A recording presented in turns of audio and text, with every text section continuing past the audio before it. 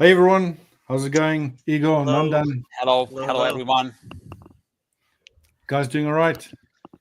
Yeah, man, it's been Yes. pretty boring. Pretty boring. Boring, I just boring, tough, difficult yeah. trading conditions. Yeah, Too volatile market for me. Too volatile yeah, market for me. yeah, it is quite volatile. I believe there's a press conference going on at the White House now. I've just been looking at the NASDAQ and the ES moving lower.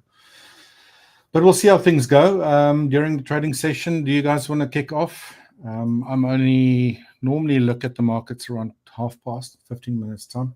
Yeah, I can start. Yes, Yeah, yes, please. let's do Let it. me share my screen.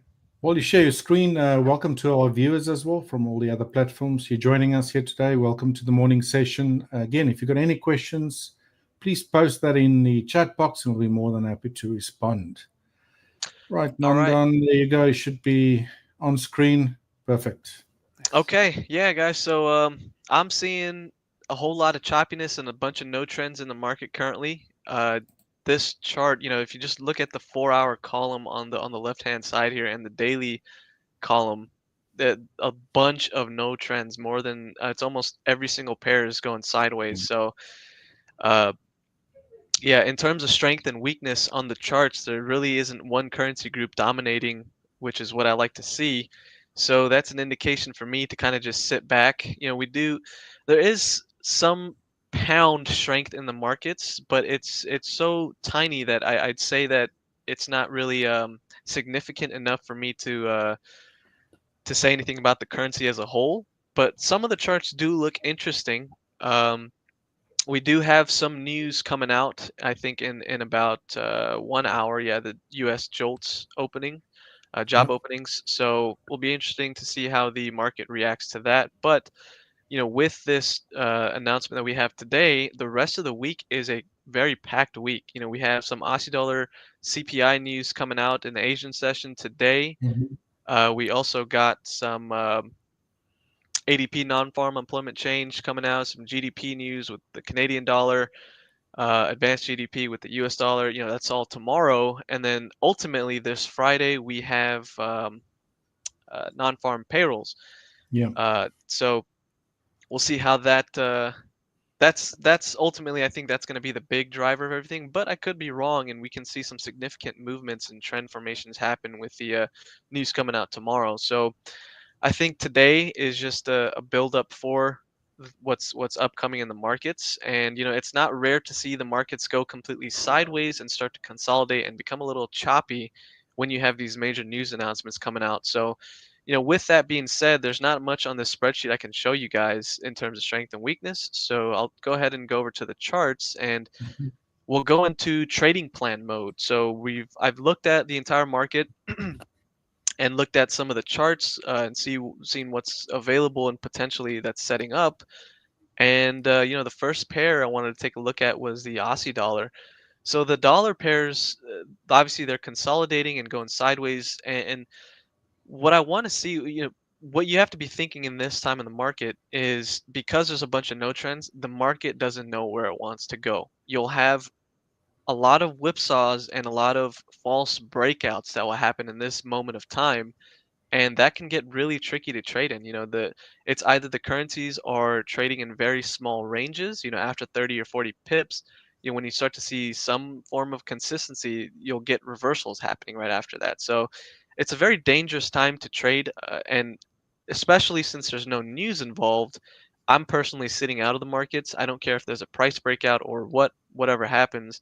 I'm personally just I feel more comfortable sitting out and waiting for things to develop a little more. There's always another entry, another chance to get into a trend if it does form. But starting with the Aussie dollar, I want this pair to break out to the upside. We made this huge move to the top. We're currently consolidating on this 4-hour chart, so I'm looking at a breakout point of 0.64518, and then past there we have a lot of potential. I don't know necessarily where this pair can stop, but ultimately the potential is going to be all the way up to here around 0.690. So still a really nice looking chart. We've been looking at this pair. I've been looking at this pair for forever. It seems like I was hoping it would have moved up previously when the dollar weakness was in control, but it really hasn't moved that much. So since the market is deciding on where it wants to go, I'm either looking at this point over here for a breakout to buy, or if if it fails and this trading plan completely goes into the trash can, well, we might be looking at a sell the next couple days. I just don't know. The market just hasn't shown what direction it wants to choose. So I think the news announcements will certainly shake things up. So keep your eyes posted and glued to the screen when the news announcements come out. But um, pound US dollar was another trade, a trend setup that I have seen, and we're in a very strong weekly uptrend. The daily, it was starting to consolidate, but I believe the moves yesterday with the dollar going weak, have pushed this pair back into its long-term uptrend on the daily time frames. The 4-hour has also pushed up higher, and I'm just waiting for a breakout at 1.3449, and then past there, I have to go all the way to the weekly time frame. Ultimately, we got potential to this next resistance area if this pair decides to continue, which is going to be at 1.362. So um, again, just keep monitoring the news announcements. I'm pretty sure that's going to have something to do with the movements upcoming. But moving to the next pair, dollar CAD. Again, these pairs have been pairs we've been looking at for long periods of time, just because the trends are just so strong on the larger time frames. So again, dollar CAD, strong weekly downtrend in place. Daily Mhm. frames are, I would say, they're consolidating. They are slightly pointed. The trend indicators are slightly pointing down, but overall, I'd say this pair is currently consolidating. The 4-hour charts, show a really nice consolidation, just a really long sideways movement, and it's in a nice. It's not chopping so hard. There's not a lot of um, the range is smaller than some of the other pairs that are in the market right now. And I'm just looking for a breakout point at 1.377 of this support. And then past there, ultimately, we have room to move down to this area over here, about the 1.350 area. Now, the next pair is the pound Aussie. Pound Aussie was in a really strong uptrend. We had some major, major moves when the tariff news released. That's why you see these humongous spikes here. And the daily and the 4-hour time frames are just going sideways. They're in this really nice, short and compact range of about 260 pips. And I'm just waiting for a breakout of this range. It's either going to break out and go to the upside or break to the downside. Maybe we have a better looking chart when it does that. But for right now, I'm looking for a buy plan on this pair with a 2.098, 2.09, yeah, 2.098 price alert. Once it breaches that price alert, I ultimately think you have to worry about this level over here, which is at 2.11. But past there, ultimately, you have a lot of room to move. You have 600 pips of potential. This pair Mm. certainly can take back this whole move just because the trend on the weekly time frame is so strong. So certainly things can fall back into their larger term trends. It's just a matter of if it's going to do it or not. So we just have to keep our eyes posted. Now, the pound New Zealand is very similar to the pound Aussie. Remember, the Aussie and the New Zealand pairs kind of follow each other. So it seems like the New Zealand dollar is taking, more of a lead on this pound New Zealand setup. But ultimately, it's the same ideology. Um, we have a larger trend in place. This monthly trend is very, very strong. The weeklies are going sideways, but the daily trend indicators are starting to pinch and potentially point to the upside. Now, what does that mean? Well, with the current market conditions, it doesn't really mean too much, just because everything's so choppy. When you have a market this choppy, you have to realize that it affects everything. Every single currency, every single market, commodities, everything is affected by the choppiness in the forex markets. When everything is this choppy, it will start to spread its wings and spread like a disease to other markets as well. So I think if the pound gets even more strong, or the New Zealand dollar starts to show weakness consistently on the H4, the daily, or the weekly time frames, I think then you really have a better trade setup. But I'm looking for a price breakout at 2.2559, and past there, ultimately, again, we can retest these highs that it has made, which is all the way up to 2.325. Um, yeah, it's almost the same story as the pound Aussie, but for Forex, that's pretty much it. The only other two things I wanted to talk about was gold, and I'm not really interested in anything in gold for now. It seems gold needs to take a few more days or just a little bit more time to kind of set up and do something with itself, because it's just in a massive 1,000 pip range. This range is from here to down here. This range that it's currently in, it's just making a lot of unpredictable moves. You can never really predict things, but they're not smooth, is what I'm saying. They start to reverse whenever they want to. They start to make random movements whenever they want to, and it's just not clean. It's very hard to sit in a trade and make a sizable amount of profit. However, you can, just because this range is very large, you can certainly trade the intraday momentum and grab a couple of pips. It's just the long-term trends are just they're not really there anymore. The weekly trend is still in place, but the daily is completely consolidating, and so is the 4-hour. So with that in mind, I have a straddle alert set on this pair currently, and for a buy plan, if I'm interested in buying gold, I'm only interested in buying once it breaches 33.70 and potentially 33.55 as well. But I really have to see some sort of consistency on the smaller time frames at the time of entry if any of those two price alerts break out. But for a sell plan, if I'm interested in selling gold, I'm really only interested in selling if it reaches 32.60. If it breaches that price alert, again, look for consistency. I want every single gold pair to be moving in the same direction and with um, preferably some cross-currency weakness, or sorry, a strength in play, because we're selling it. I want the dollar to be strong and gold to be weak if I was selling it. And I think that's the same story for everything I've been doing with every other pair and the way I analyze the market. And ultimately, the last instrument I wanted to look at is crypto, Bitcoin specifically. Bitcoin is starting to form a new weekly uptrend. And last time we had a weekly fresh cross to the upside, Bitcoin moved for 6 weeks, in an uptrend, for just 6 weeks straight up. And that, I don't know if that's going to happen right now. The market's just really wild and choppy, but the trend indicators have certainly, they're very strong on the daily time frame, and they're consolidating very, very nicely on this 4-hour chart. I got into a Bitcoin trade last week, and you can see my entry point was right around here. We've moved up, and we're just starting to consolidate. I scaled out my profits once I saw the 1-hour time frame start to pinch off, and the juice kind of just ran out. But I'm just waiting for a breakout of 95,942. Past there, we really do have a strong chance at retesting these highs.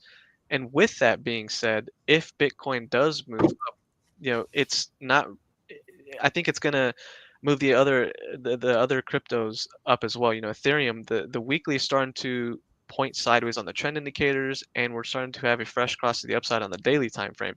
It's currently consolidating in this daily range, but I think it can certainly break through and start moving up as well. XRP is a bit of a different story. It just looks way too choppy, but the same thing is kind of in place. Is the weekly time frame is going completely sideways. The daily time frame is starting to move up into a strong trend. I think we're just consolidating, on XRP specifically, and yeah, I think that an imminent move is certainly close by with the crypto market. So keep your eyes on those price alerts that I've mentioned before, and I certainly think you have a strong chance. If these price alerts break, you want to see the entire crypto market going up. You want to see Ethereum going up, XRP going up, and Bitcoin obviously to go up before you really want to enter into a trade. Yeah. And I don't think it's a bad time to get into long-term investments with Bitcoin. I think it's certainly a great idea. It's always a good idea. I really do like Bitcoin. I think it's the future of trading, and well, we'll keep that discussion for another time. But Yes. but yeah, ultimately that's my analysis, guys. Not really much going on in the market in terms of strength or weakness. Just pay attention to the charts and see what's going on with the charts. But ultimately, just waiting for the news to come out and see how the market reacts to that. Yes, excellent, Awesome. excellent. Igor, you want to So take the lead there? yes, I can give a few things. First, let me start from the calendar. So yesterday I made a little bit point about calendar. I will just repeat few things related to that. Is that all these news are something that should not impact the price a lot. The main thing that I think is that the last month was very tough for U.S. economy, U.S. all these tariff wars and etc. and for the other countries. And what we can see is that all these things that we are getting from these reports from the last month should be bad. So we expect, less a lot of unemployment. That we expect, for example, inflation increase. We expect a lot of bad things related to the economy based on all this news. So even today, if we get, for example, a less number of jobs for US dollar, I think that will not impact the price. Maybe a couple minutes, but even that, I think that we could even that for this week, for example, like we said, we have a NFP report. And in NFP report, we expect a little bit bad employment change for US dollar, which expected because last month you see the stocks market, when stocks market just have this huge drop, several percent, sometimes 10-15% from the beginning of the year, you realize that economy has a problem, and the number of unemployment people will increase. So I just wanted to say about that I think this whole month, my perception and my way of looking of the economic news are different than usually. And now I can start to talk about my trades, because I think that I had a lot of problems actually with trading, especially today. I think the best thing was not to trade at all. But let me start from the beginning, and I will tell you what is the main problem for me. So the main problem right now is US dollar. As you can see on the daily chart, we can see on the relative strength in this trend line that we already touched this trend line. So this is the moment when today close can change overall look on the US dollar. For me, of course, this is not for everybody, but if we see that US dollar currency reach price 100, and that will mean that we will just break this trend line, and there is a high probability that we can see continuation and some kind of correction and some recovery of the US dollar. If that happens, everything will switch. Euro down, British pound will start to go down, maybe accelerate there, and we can see a major shift in the trading. Of course, what I'm first and the most thing that I'm watching is US dollar Swiss, because if I see this, that US dollar is starting to go up, this will be my top one pair that I will buy and hold maybe up till the February highs. And the reason why I will do that are strategy that calls strong weak currency. As you can see, I will just do this. I will go to the futures, and I will find not US dollar futures. I will find just like this. I will find Swiss franc, and you can see that Swiss franc started to go down, and this can be on the relative strength index point of view. We see that bearish divergence right now. So if we have a weak Swiss and stronger dollar, that means that US dollar Swiss can go really high. That push can be very strong, and of course the risk reward ratio can be very interesting. So this is the I think for the swing trades, this is the number one my trade that I'm watching, and I wanted to enter here. Just I want to see a push here. I just want to see this day or maybe tomorrow. I want to see clear push. I think the best trigger will be that I have on the US dollar currency this push to the 100, and that will be and psychological level and breakout to the relative strength index, and everything will change. Now I'm going to show my problematic trades. The problem with my problematic trades is that I had a problem these days, a little bit with trends and with push and that fake breakouts that really killed me. So look this 30-minute chart for British pound dollar. Today I saw the breakout.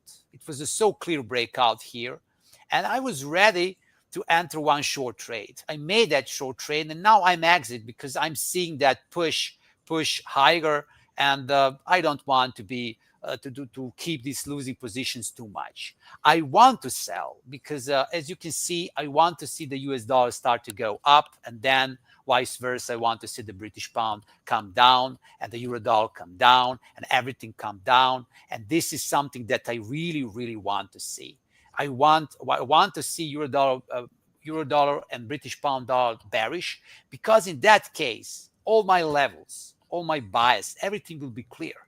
If we start to go on opposite side, I will little have a problem because we have so much levels, so much resistance. The first problem that I don't like, I will show you this. So this is the euro dollar. On the euro dollar chart, on a 30-minute time frame, I put two lines. One is the bullish bearish invalidation point at 1.1440, and the other is my trigger that I'm completely sure that if we break this 1.1360 level for euro dollar, we are going down. So this bullish or choppy price will disappear from me, and I will be completely bearish for euro dollar. So what is the problem? The problem is this. Last week and Monday, we had a strong push down. Monday, Tuesday, I think. That push was so strong because we broke this 1.4040 level, and then we just went really down. After that, the previous support became the resistance, and now this level is strong resistance. But look this. From the April 23 up to today, so 6 days. 6 days, we are nowhere for euro dollar. Nowhere. So we are not below this level that I mark 1.1360. We are not above this level. It is some choppy price. I had a couple of trades, and all of them just I killed my account just because of that. Because it's not about position size. I have a small position size, but I see that I need, if I want to sell euro dollar, for example, if I enter right now, I can do that. It's not smart, but I can do that. If I do that, I need to put this stop loss, 1.1440, because all these tight stop loss or are not good. The problem here is that several times, so the relative strength index on 30 minutes time frame, we had some false breakouts. Look, this false breakout here. I was really sure in this moment that we will go down, and price started to go down again, and then down again, and now we have some push again, and it's so frustrating because we are nowhere. And I think, like Nandan said, the best is sitting on the hands, just no trading, because we are not clear right now. For British pound dollar, the thing is worse, because here we have so many up down, crazy swings, crazy UK market open, crazy Frankfurt open. I watch everything, and so choppy price, so much time. We went 30 pips, for example, 2 hours. We're falling 30 pips down, and then in 2 minutes we go 30 pips up. touch that resistance and go down, and after that again slow. So just so choppy, so crazy price levels and movements that really can't. If you move your stop loss to break even, you just lose your trade. You just lose your trade, because you need to put really large stop loss if you want to trade right now the major forex pairs, because right now everything is so volatile, and even euro dollar is volatile, which I don't like, but this is it. So one thing that it's important for me is that I'm watching too. Today is April 29. 7 days ago, we have April 22. So we have some kind of the repeating. So during the US session, we had a strong push. And then just in the end of the Tuesday, we start to go down and make this. If we see the same movement today, everything will change.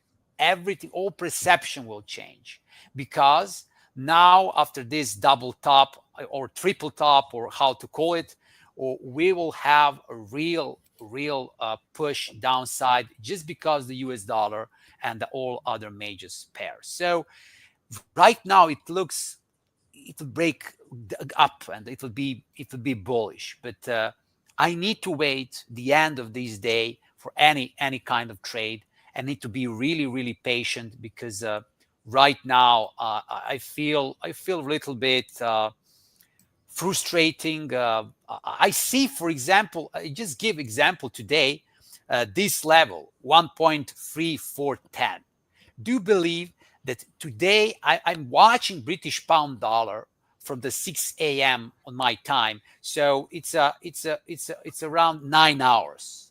And 9 hours I watch, and whenever I look to the chart, I see this magical number. Can you believe that? So often oscillates around there, and I can tell there is a big probability that in just few hours everything change, and just from this strong bullish trend we switch to the clear bearish movements and clear bearish biases.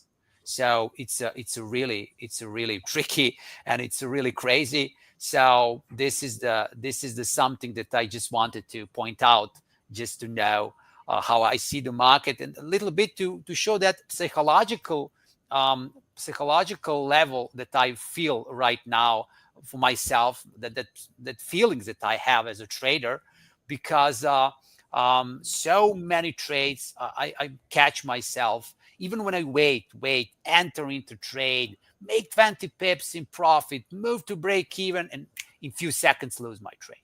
And this is really frustrating. And the only thing in this situation is to really put a large stop loss, and not to go to the break even and wait to see what market will do. So this is the current market situation from my side. And I just like to see, how do you see the stock market, Richard, from your point of view? Yeah, Igor, it's exactly the same on the indices. I'll quickly share my screen here. Excellent. We've had some very choppy conditions to start this week with. Actually, it's carried over from last week Friday. And this is on across the board: the NASDAQ, the S&P 500, the lot. Crude oil, not so much. It's been moving lower. Let me just share my screen there. So we're looking at the NASDAQ, for example. Let me actually start here with a higher time frame on the S&P 500. Now, this is on a daily time frame, and you can see that price is actually here within a fair value gap that actually formed after a breakout here on the when was the 2nd of this month, April. And we, just from a technical point of view, we had support, breakout to the downside. Fair value gap was created, so you got these previous support areas that might be acting as resistance now. So price on a smaller time frame has been grinding slowly upwards. One can say almost a bit rangy, so very similar market conditions than we're seeing on a lot of the Forex pairs. But price has been struggling to get there. For me, this is like a really sort of an important zone, should I say, that price would need to get through. Now, if it doesn't, it would be fair to expect that we can get a deeper decline and then maybe break upwards at a later stage. But this could also just be a zigzag ABC formation, i.e. corrective versus this move that we've seen to the downside. So, yeah, also a little bit sitting on my hands from, I also trade larger time frames. So I'd like to do that with options, which is out of the realm for these sessions that we have here. It is a bit more conducive for like day trading, taking quick little trades. I'll show you a trade that I took yesterday, actually on the S&P 500. But while price is actually stuck in this range, it's going to be difficult. It's very choppy. I would really like to see a very strong breakout here on the daily with a close above it, not a wick. So you'll have to wait for a day that price actually breaks through it, if it does actually occur. And then I think that would be a really bullish sign that price is, potentially got at least more scope towards 5,790, where we had this lower high over here. All right, so this little small range of the 1, 2, 3, and today 5 days in a row, all sort of within that fair value gap previous support area. Now, if we look at the smaller time frames, let me just get my S&P 500 here. You can see what I mean. Price has been making higher highs, higher lows, but it's been grinding upwards with a lot of whiplash in between. So extremely difficult to trade. So quickly, this trade that I took yesterday, actually, I was right about the direction initially, but this is on a 5-minute. On a 1-minute time frame, got caught up quite a few times in this mess over here. So I actually took 3 trades yesterday. The first 2 just got stopped out, just price and moves in my direction. Stops out, second time, price moves in my direction. And then on the third time, I said, okay, well, hang on, let's just zoom out to a 5-minute time frame. There was a beautiful fair value gap on the 5-minute. Normally, I use that on the 1-minute time frame, but decided to get in, was around about these highs, and then had a nice, strong decline lower. So at least a decline that we've seen made up for the losses, and there was a little bit of profit left at the end of the day. But from the equity side, the indices side of things, also very, very choppy price action. So you'll assume strong decline, strong move back up, V-shaped bottom. It's just the name of the game these days, right? It's really, really, really volatile. Same thing now. We had a strong move lower. Price sort of undershot the overnight session low around 5,507. And we also had a little cluster of lows here yesterday, which was actually a high low. And now we're seeing a strong bounce upward again. But we also have those JOLTS job opening reports coming out in about 13 minutes time. So there's really no trade on for me here on the SPX 500 and neither on the NASDAQ. Same sort of price action, obviously different market. Price broke below this little zone, which was just taken from today's overnight session low, around 19,345. We had a few clusters of lows here, high lows from yesterday. Look, price went boom, straight back up again. So we're dealing with the situations we typically get these sell-offs that either happen during the Asian session or you get it during the actual US session and then a recover during vice versa on the Asian session again. So very difficult, no follow through. I would say better to trade this with, short term or short targets that's near a buy. So day trading type of strategies, which is exactly what I do. But again, yesterday was very frustrating. I'm glad I took that third trade because if I didn't, I'll be negative on the day, which is also not bad. I mean, if you follow your strategy, you will have losing days. But I generally don't like trading or having more than two losses, 3 max, and luckily the third one pulled off. Right, so that's that on the ES and the NASDAQ and the SPX 500.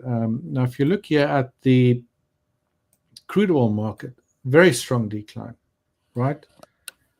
Price been moving lower, quite considerably. So price is now also obviously within my trading window, yeah.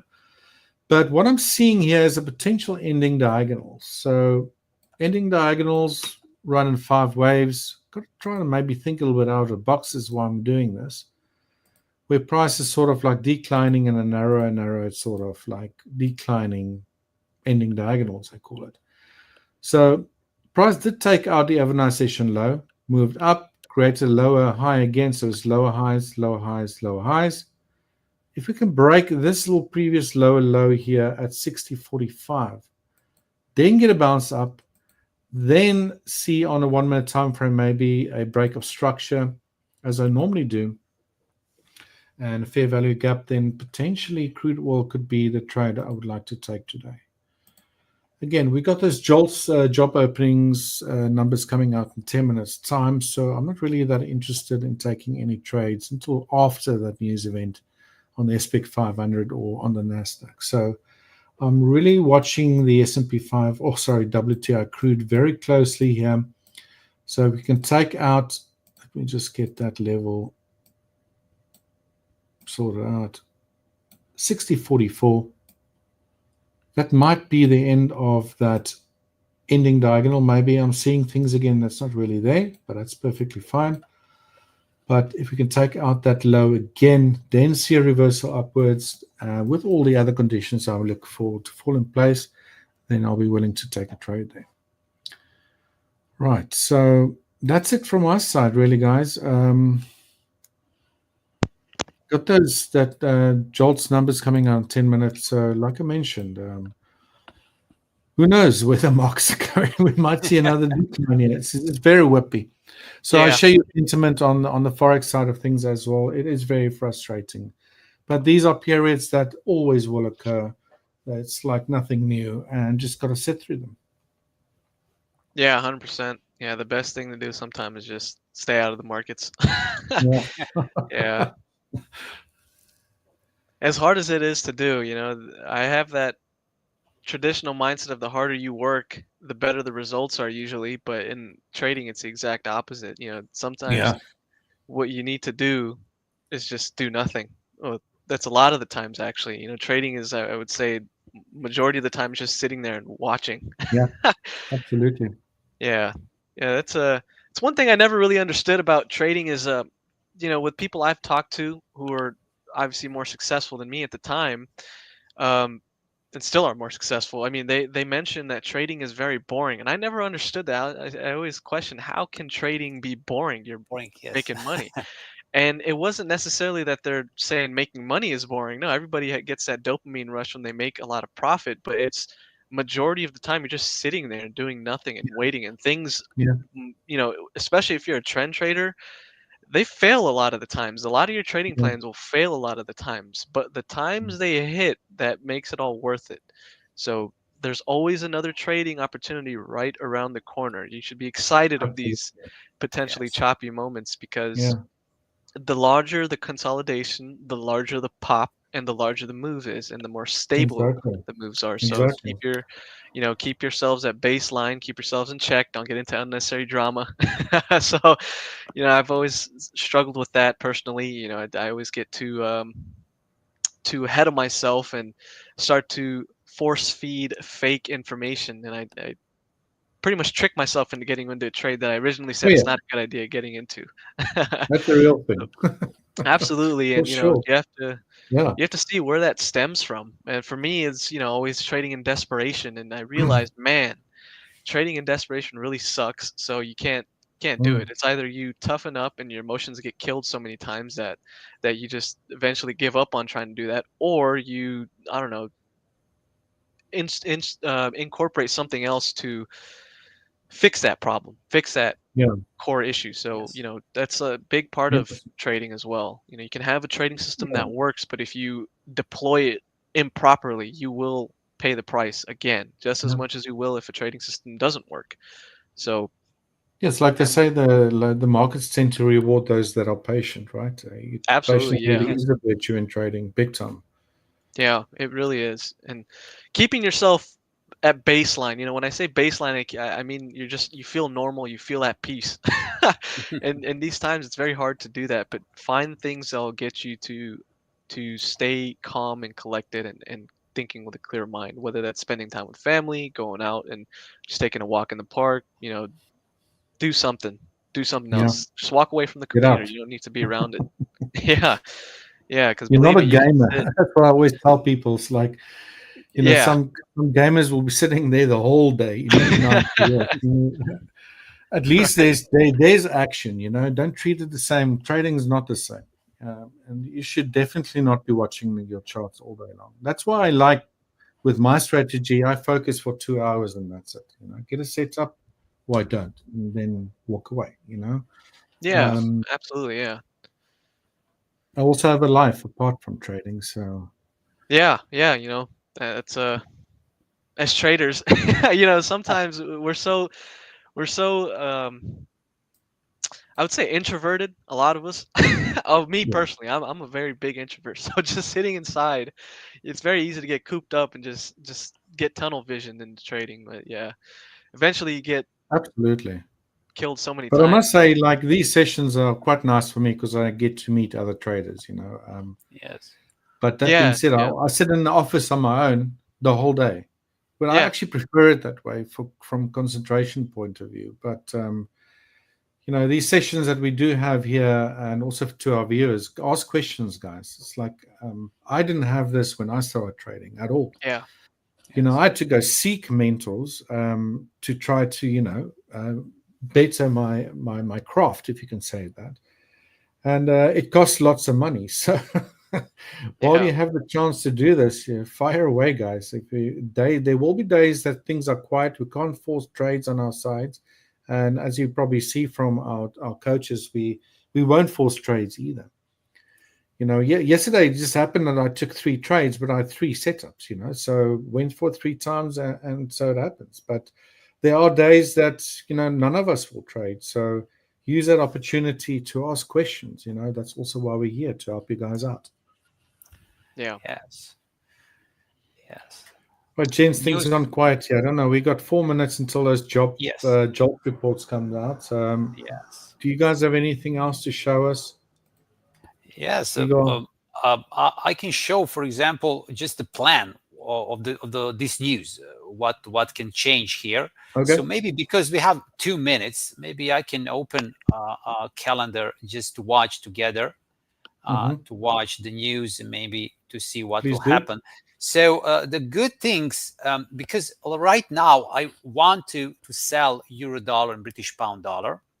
So what I want to see is to see the week results for dollar, which market rejects, and then I'm 100% sure that the institutional traders there on the side to sell euro dollar, British pound dollar, and against the US dollar.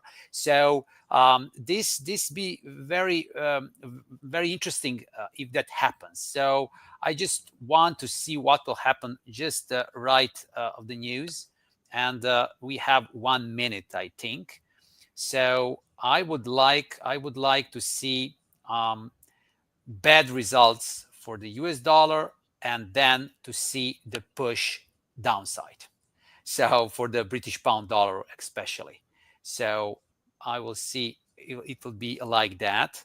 But for me, in the last several years, I realized that news rejection for me usually is better impact or better movement for the price than when I get, when I get the news that are going on my favor, and usually nothing, just a crazy catalyst in one or another side, choppy price, and then we're on the same level that we were. So I hope that right now we can see anything. Just I want to see that big dogs and big institutional traders to reveal a little bit what they're doing right now. So I just want to see that.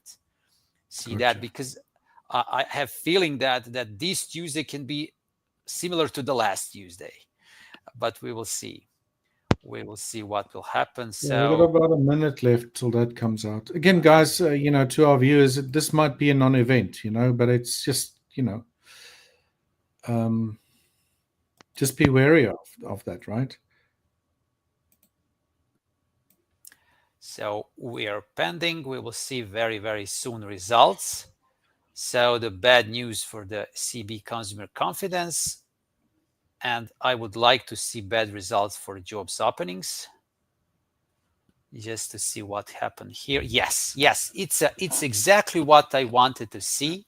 So right now I can go and I can share just to see the screen what's happened right now with the price of the British pound dollar and euro dollar. I would just like to see something. For the first 2 minutes, that can be anything here. This is nothing right now. I want to see what will happen in next 15 minutes. Actually, this will be the best thing. For example, if I see here a bearish engulfing pattern or something like that, some bearish strong candle, rejection of this resistance here, it's an excellent trigger for selling British pound dollar. Of course, with a lower risk, because we are against the major trend. We are still bullish for British pound dollar.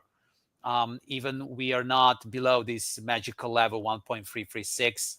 So of course, but I think that this is the most important part of the US session, right? This news right now. So right now it's nothing. This is really nothing. Let me just go a little bit to the 1 minute chart. Yes, it's one candle here, but we will see. We will see what will happen here. We have that big level 1.3440, which was the ultimate high for this year and the ultimate high for the last 24 hours. So I'm just watching to see what can be here, but nothing special. A little bit push higher. At the same time, I will just look the US dollar to see what's happened here. Yeah, this is interesting. This is interesting because maybe we can see the push here first. First the push the US dollar, and then price reverse down to the British pound dollar. Yes, it looks like this. Everything is correlated, as you can see. So we will see here. Yeah, but this is for the first 15 minutes, it's always tough to see what's going on. It's just spiking everywhere. Yes, but it looks nice. It looks nice. It looks pretty. I think that this pattern I realized I saw a lot of times in the past, for example. Mm-hmm. So, for example, this is interesting today. So we were on the 1.3440 for the British pound dollar, and you can see that I can say this is from the UK open till now, last 10 hours, we never start to approach that high. So the biggest push was 1.3425, and we are still below that level, which is good. Because market structure right now. But we need to wait a little bit to see what will happen here. Of course, I monitor all these major currency pairs. I watch and the US dollar, Japanese yen, for example, and it's a really in the channel and nothing happens here. So the problem here, even the US dollar start to go up, I would never buy US dollar, Japanese yen, just because the yen in US dollar is something that equal in the right now in the strength. I think that in your heat map, Nandan, show very similar things. Yeah. So there's no strong weak currency, so you can manage that and use that. So Yeah, US dollar absolutely. Japanese yen is out. US dollar Japanese yen is out, just to see what's happened with Aussie dollar. Yes, nothing special here. This is even the worst. We see the Aussie dollar starting to go down. This is quite interesting right now. And Yeah. the goods, yes, it's going down right now. So I need just to closer to watch euro dollar and British pound dollar. As you can see, we had rejection right now to the resistance, and what's happened with the British pound dollar, we're still there, but there is no push higher. So I think in next 10 minutes, if we see this bearish candle, that can be one good additional trigger for one sell order that can be interesting, of course. But I see that there's no push. Like I said, look, euro dollar, we're around 1.14 level, but 1.1440, which is the important price level, is still far away. And we are really, I think we're closer to 1.1316 than 1.4040. So this is the very interesting. Like now, we're very close to see the bearish 50-minute candle. So euro dollar is bearish. British pound dollar is starting to be bearish. And as you can see, I think that we can get a very interesting order right now. But I need to wait 9 minutes because I want to see what's happened with the market. Yeah, I've had my pound Aussie and pound New Zealand price alerts breach, but the news is just released, so I like to wait at least 5 to 15 minutes, or sorry, 10 to 15 minutes to see some sort of consolidation on the smaller time frames, and then maybe a continuation. But Yes. that aside, even if the price alerts breach, I'm still not seeing enough consistency on the currencies. It seems more like a fake out. I could be wrong, but I'd like to see all the pound pairs going up or either all the Aussie dollar pairs going up. Right now, it seems like the Aussie dollar is the one kind of driving the movement for some weakness, but it's not really being supported by the pound. The pound Aussie price alert that I had. Same thing with the pound New Zealand. That price alert also just breached, but the New Zealand dollar pairs aren't really showing too much. Sorry, they are showing a little bit of consistency, but again, the pound isn't really helping. Because the consistency on that Aussie and the New Zealand dollar for weakness isn't that strong, isn't as consistent I'd like it to be, the cross currency, which is the pound, needs to also have some push to it to move that pair up, Yes. to move those pairs up, which we don't have. So I'm comfortable with just sitting on my hands again, but it's too early to tell. The 15 minutes haven't even passed by since the news, so could just be consolidating and whatnot. We'll see how things develop over the next few minutes or so. Yeah. We're looking at the indices. If I can quickly show that, Igor, are you going to get into a trade there, or you? Yes, I plan to enter into the trade, and I will do that, but I will wait 5 minutes. Yeah. I think here we have No a rush. bearish. We have a bearish. Can I just share mine quickly? Yeah. Yes, please. I will just. I'll be quick. Stop You can take over there again. Okay, of course. Right, so we got a very strong push up on the NASDAQ as well as the S&P 500. We're heading back to this area here on the 1 hour where price has been, stuck for quite some time. So it's going to be interesting to see what happens by the end of today. Can we close above that zone very strongly, or we're going to find resistance again and see a decline? So from a setup perspective, let's assume there was no news. Just not a setup for me on either the S&P 500 or the NASDAQ. So didn't want to trade into that news event. The only thing I can really turn my attention to now is still the crude oil market here, WTI. So price has been following this sort of expectation that we might be dealing here with an ending diagonal. Let me just get that magnet mode off. And price has just formed a double bottom with this previous low at 60.44. So ideally, I would like to see it just put below there, move back up, and see if there's a price structure point on the 1 minute or a break of structure point that gets taken out.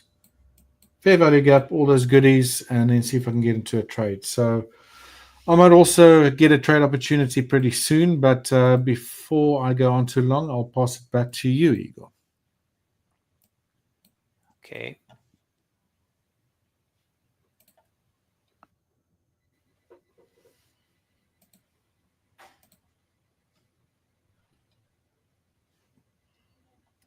Igor, you sharing your screen there?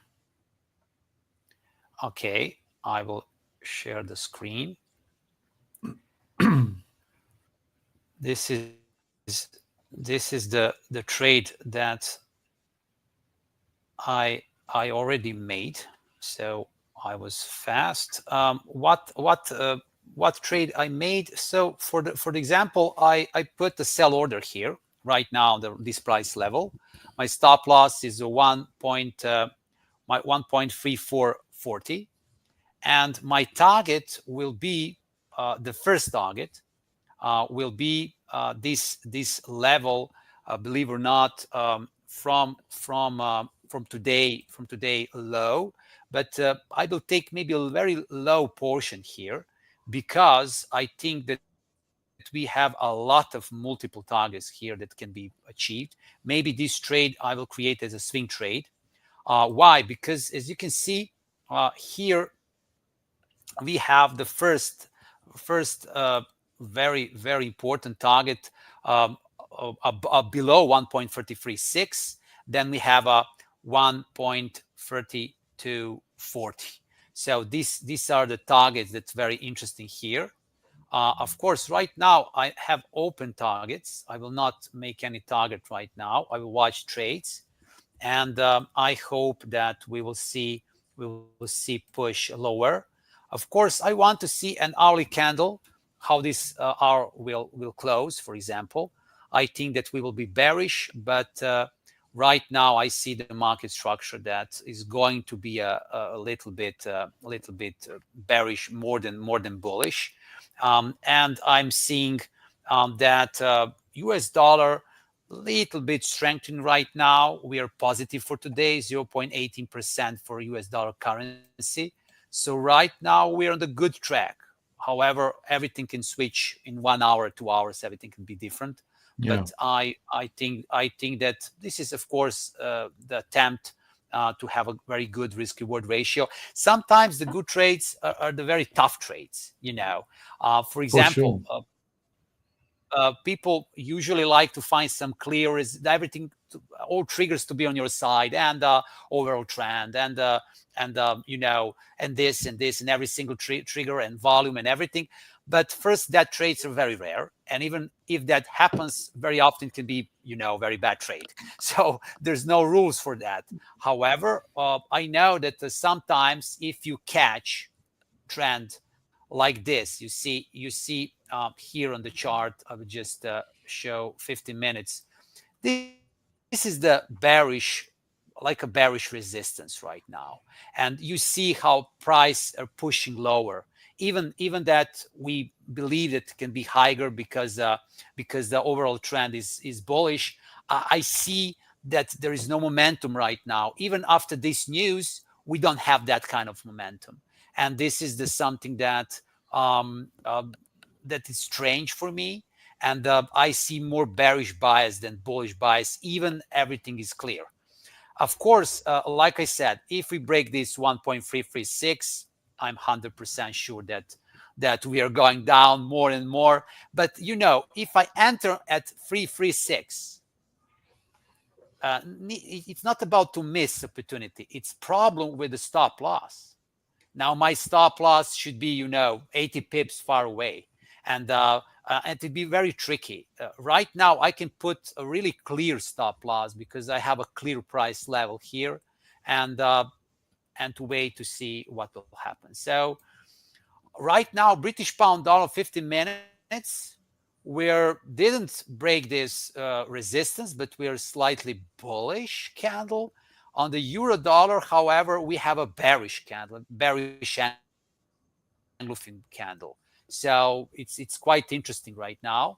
But I think that euro dollar and British pound dollar are together, and I see, for example, how US dollar index increased a little bit. Right now we are 0.2%, and we increase little bit by little bit. And I would like to see if we can to reach 100 at the end of the day, which can really, really shift the whole market and whole structure and everything in total different way.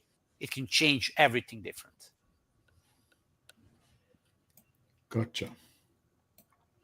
So I know that someone can tell that I'm a little bit rushed right now, but I think that I need to do this because of the good risk-reward ratio. Only that. Only 100%. that. And the mistakes that I made today was that I moved my stop loss to break even again. And I said myself, do not do that. And I again do that. And right now I'm waiting. I want to hit the stop loss, no problem. Just I will never, this day, I will never change my stop loss. This is my stop loss. I'm waiting. Never say never. Do what you want today. I say today. So today, this is my stop loss, 1.344. I do not touch anything. I'm waiting. And if I touch stop loss, no problem. Okay, we're test resistance. Okay, it's good. But this is the way how I trade, and this is it. So while we're waiting, if you don't mind, I can show you one indicator that I started to use sometimes. I do that already myself, but it's interesting because it's a free. It's a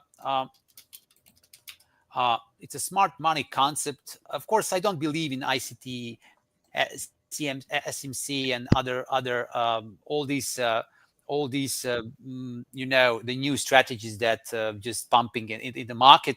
But it's not about the name, it's not about the strategy. It's just a good indicator for a few things. I'll get again, so we will see very soon on the chart. So this is very good because the levels that you can see using this indicator are very similar to levels that I already use.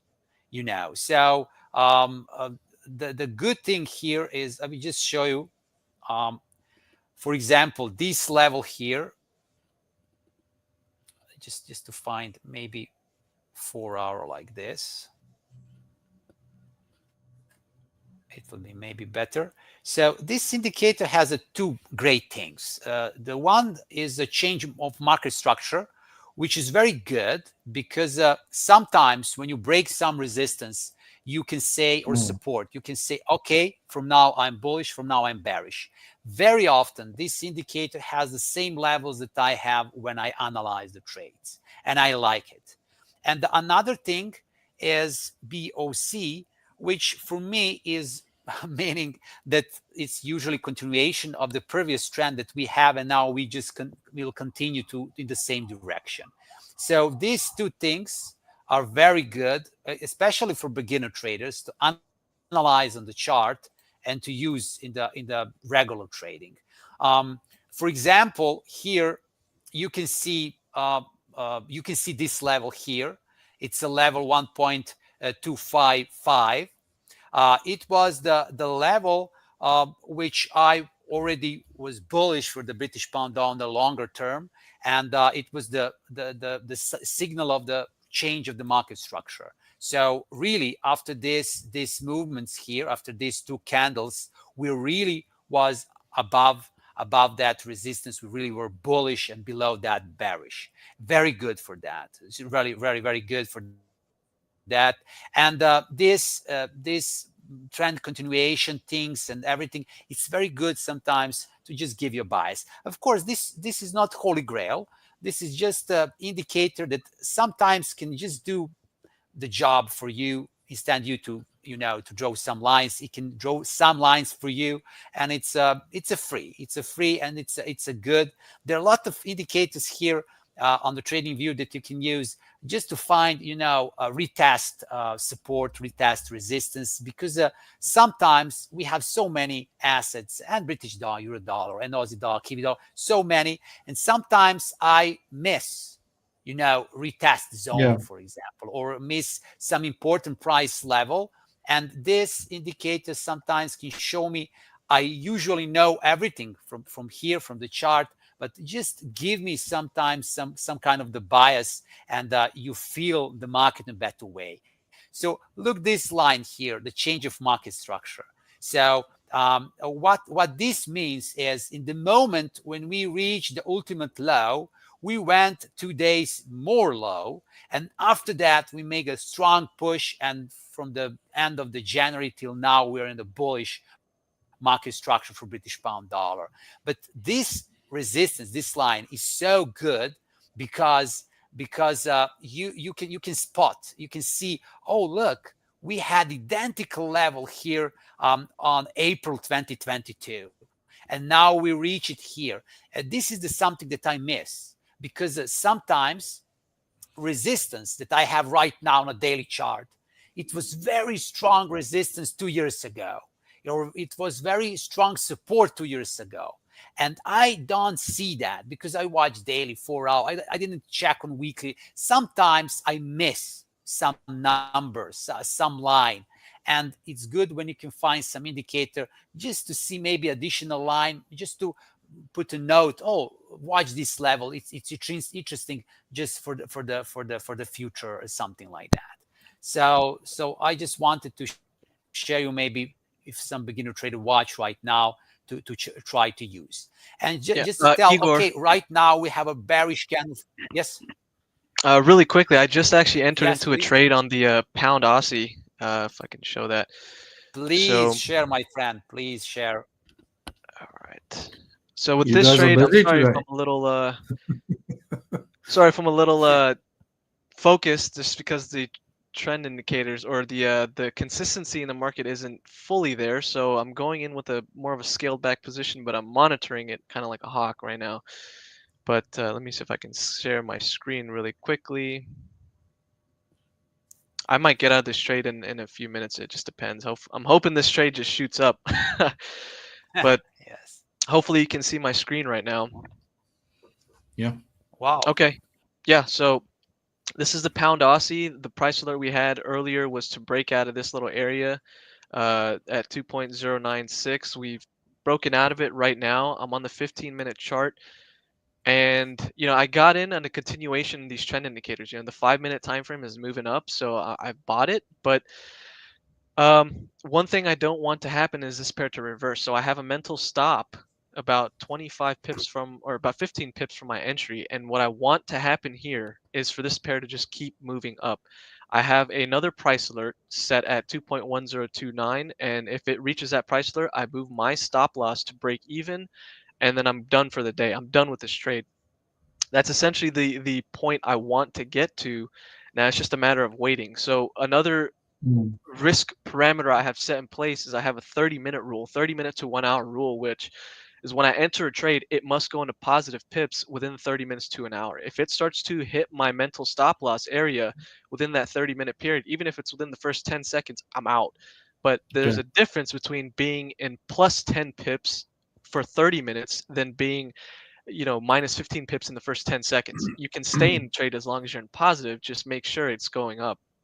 It is going up right now, and I'm hoping it's going to keep continuously going up. But the moment it starts to reverse, any type of reversal on this 1-minute chart, I'm not really interested in being in it anymore. At that point, the market got the best of me. If it pulls back and it makes another potential, I guess, pull back in a reversal back into its intraday momentum, then I might be interested in that. But 2 chances at max most.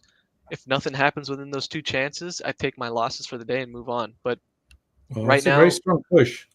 yeah, right. That this is I was comfortable entering with this trade since it's after a news driver. It's after a news catalyst. So there is support and there is liquidity. There's volatility from the news being implemented into here, and we have some consistency from the Aussie dollar. It's not fully there, so I'm a Where little was bit your nervous about target on that again, Nandan? for the take profit. Yeah. It's pretty much at these all-time highs. So I'm looking for a trend, Okay. full-out trend breakout. Yeah, 2.159. So hopefully we'll see if it reaches there. But right now, Nice. I'm more concerned of within these next 30 minutes to an hour, is this pair gonna move up to my price alert here so I can get my stop to break even and take a breather? Mm. Right now it's a little bit more. I get nervous in these times, because as long as my stop is not in at break even, Yes, yes. there's always risk on the table. I like to have Oh, my yeah, for stop to sure. break even and get my money out and start playing with the house's money. That's the best case scenario. So I wish, Absolutely. since this is a pound pair, it makes me even more nervous because it's a very fast moving pair. Yes. I ultimately with momentum trades, you get into profit immediately and they push very hard. It's not pushing that hard, and that's because the signals just aren't super consistent. Now, we could see a big push any moment now, which is what I'm hoping for, but the exact opposite can happen. We can see a strong rejection and a Yeah. full-on reversal happening. So that's why I'm kind of watching this pair like a hawk. My eyes are glued to this screen, and ultimately, yeah, I mean, I'll update you guys on how this trade progresses, but I'll let you know if I exit this trade, but currently Sure thing. that's currently what I'm doing. Very nice. Well, hopefully it works out. Yeah. Right. I'm going to share mine quick again, if you guys don't mind. Excellent, excellent.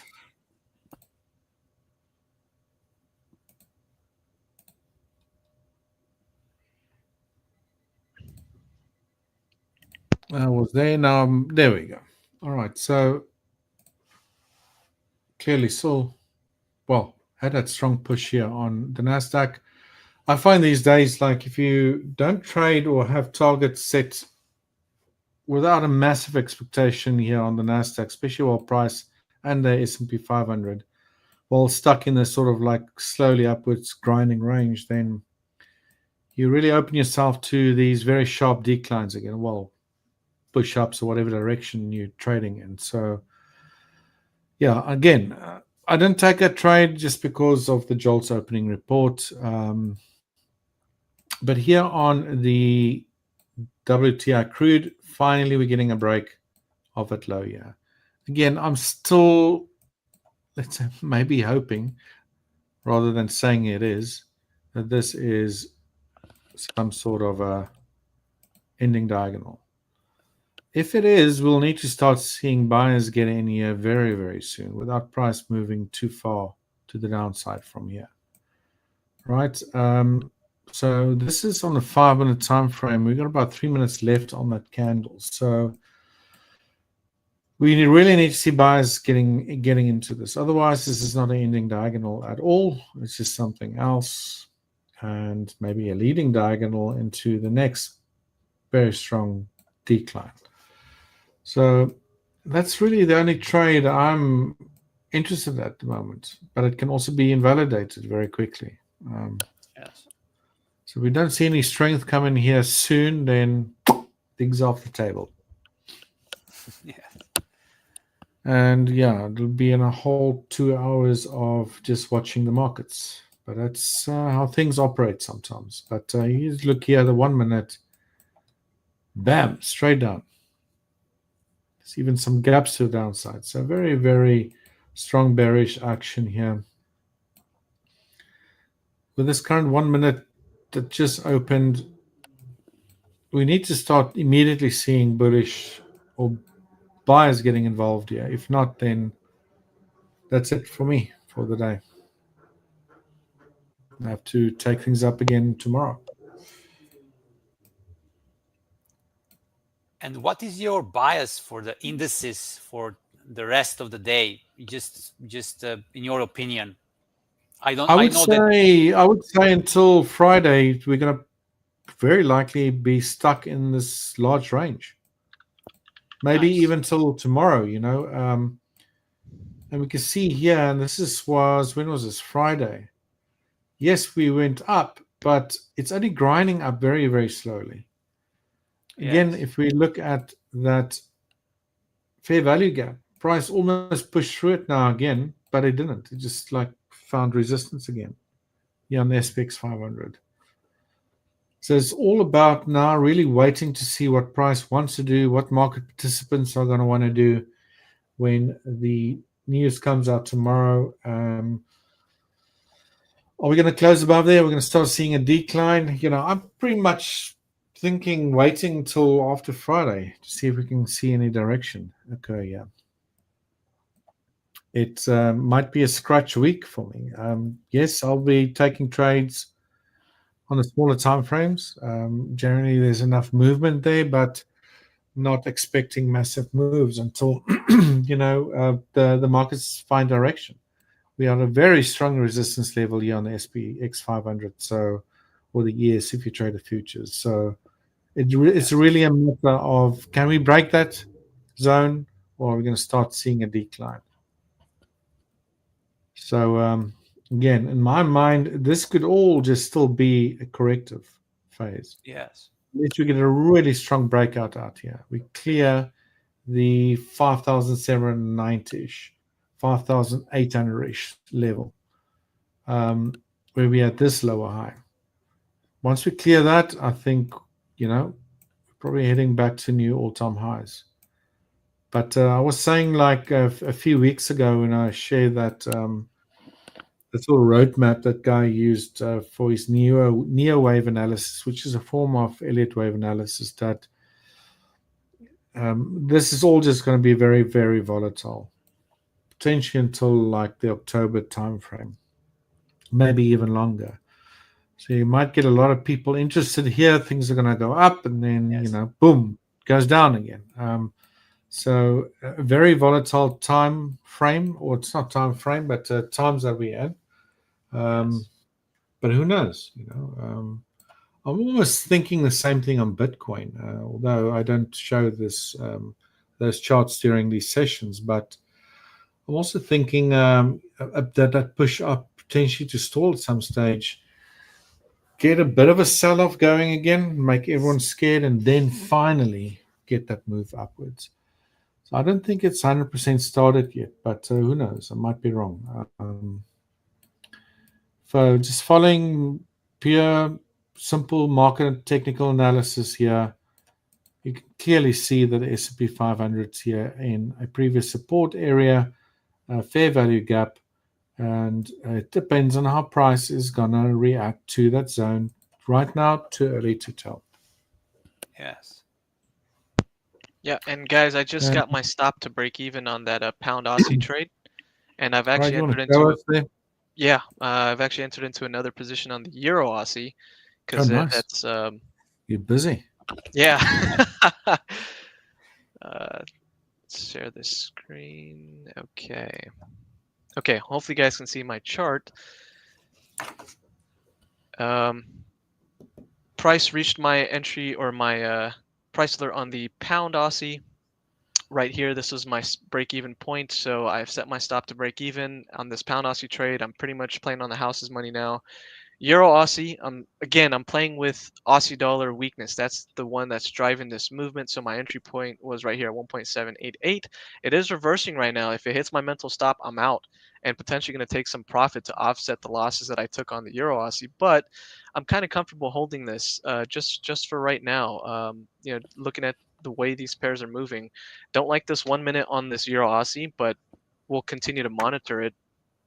And same with the pound Aussie. But for now, pound Aussie's at break even. Euro Aussie's the only trade I have risk in, and hopefully we'll see. Let me actually make this easier for you guys to see. Hopefully we'll see that they continue higher. Yeah, and cool. Look, when I'm talking about consistency, you see how every single 15-minute chart kind of looks the same. They're starting to push down. The trend indicators have kind of pushed down. They're moving in the direction of Aussie dollar weakness. So that's kind of what I want to see, and I like to see it on every single pair.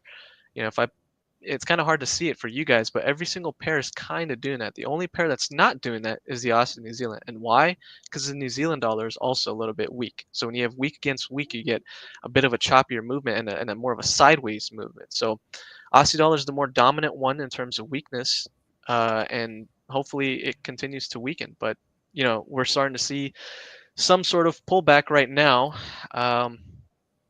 But I've done my job. Yeah. The only thing to do is wait.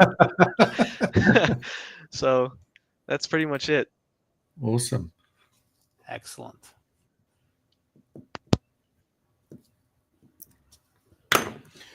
Yeah, guys, we got 10 minutes left. I really don't have anything happening on my side. Do you have anything else to talk about, Igor? How's your trade going there? I will share with you the screen. It looks pretty. It looks really pretty because Igor likes it. I like as you can see. Yes, now we have the second bearish candle here. We have a bearish bias on the relative strength index on the 30-minute chart is showing a little bit bearishness here. We today already breaks resistance. Now we are approaching again here. The relative strength index on the 30-minute chart is below 50. It's around, as you see, about 47, which is great because there is a good risk reward ratio. On the other side, we see that it's weak. On the other side, we can see that the euro dollar is weakening right now too. And the good thing, if we just watch euro dollar and British pound dollar based from the open, the both currency pairs are negative. Even it's a 0.2%, a 0.1%, but the whole day euro and British pound dollar are negative. So it's very, very important that we don't try to push higher to see the Asia high or something like that. We're whole day we're either on support or in the middle, and I'm glad that I enter in the middle just because of the good risk reward ratio. So it's really look beautiful. And like I said, I want first to see this 1.336, which is almost 45 pips. And then I think everything will open and we can really make more than 100 pips for this trade. And I will just keep it to see what will happen. So this is the way. This is the way that I trade right now. And what I want to see, if somehow we just go down, for example, and maybe we break 336, I will maybe potentially wait for some additional trade if I see some small correction upside, and then I can sell again. So I saw that a lot of times. For example, one of the beautiful scenarios that can happen is today that we accelerate bearish move and we go below 336 like 7 days ago. And then I would like to see during the Asia session to go again to 336 and here to make another sell trade. And that will be really beautiful. And in that case, I can put my stop loss just between this entry point and 336 somewhere here, and to be really break even in that case. So that will be really, really beautiful if it happens. Just the human imagination, there's no limits. But it's a good when you just dream about something and create some scenarios and want to see something. It's a good when you have that in your head, because it brings optimism in trading, which is sometimes very important. So yeah, but yeah, guys, I yes, just got please. stopped out of the pound Aussie. Unfortunately, the momentum has kind of come out of those Aussie dollar trades. So yeah, those trades didn't go as planned. I'm going to share my screen with you guys, Yes, if please. I may. Of But it was course. a very quick and fast exit and entry and exit. What happened was I got into the pound Aussie right here. moved up about 26 pips, got my stop to break even. It moved back down and stopped me out. Now with the Euro Aussie, I got in right about here, 1.78829. Moved about 2 pips, and then it started to pull back pretty heavily. I got out with a 15 pip loss. So overall, on this day, it's a very tiny loss. It's not anything. And what I'm looking for right now, since I've exited these guys, I'm not. Oh, sorry. Let me delete this price alert.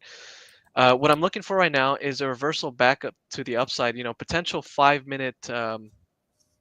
What I'd like to see is a pullback happen on the 5-minute chart and then potentially a reverse back up.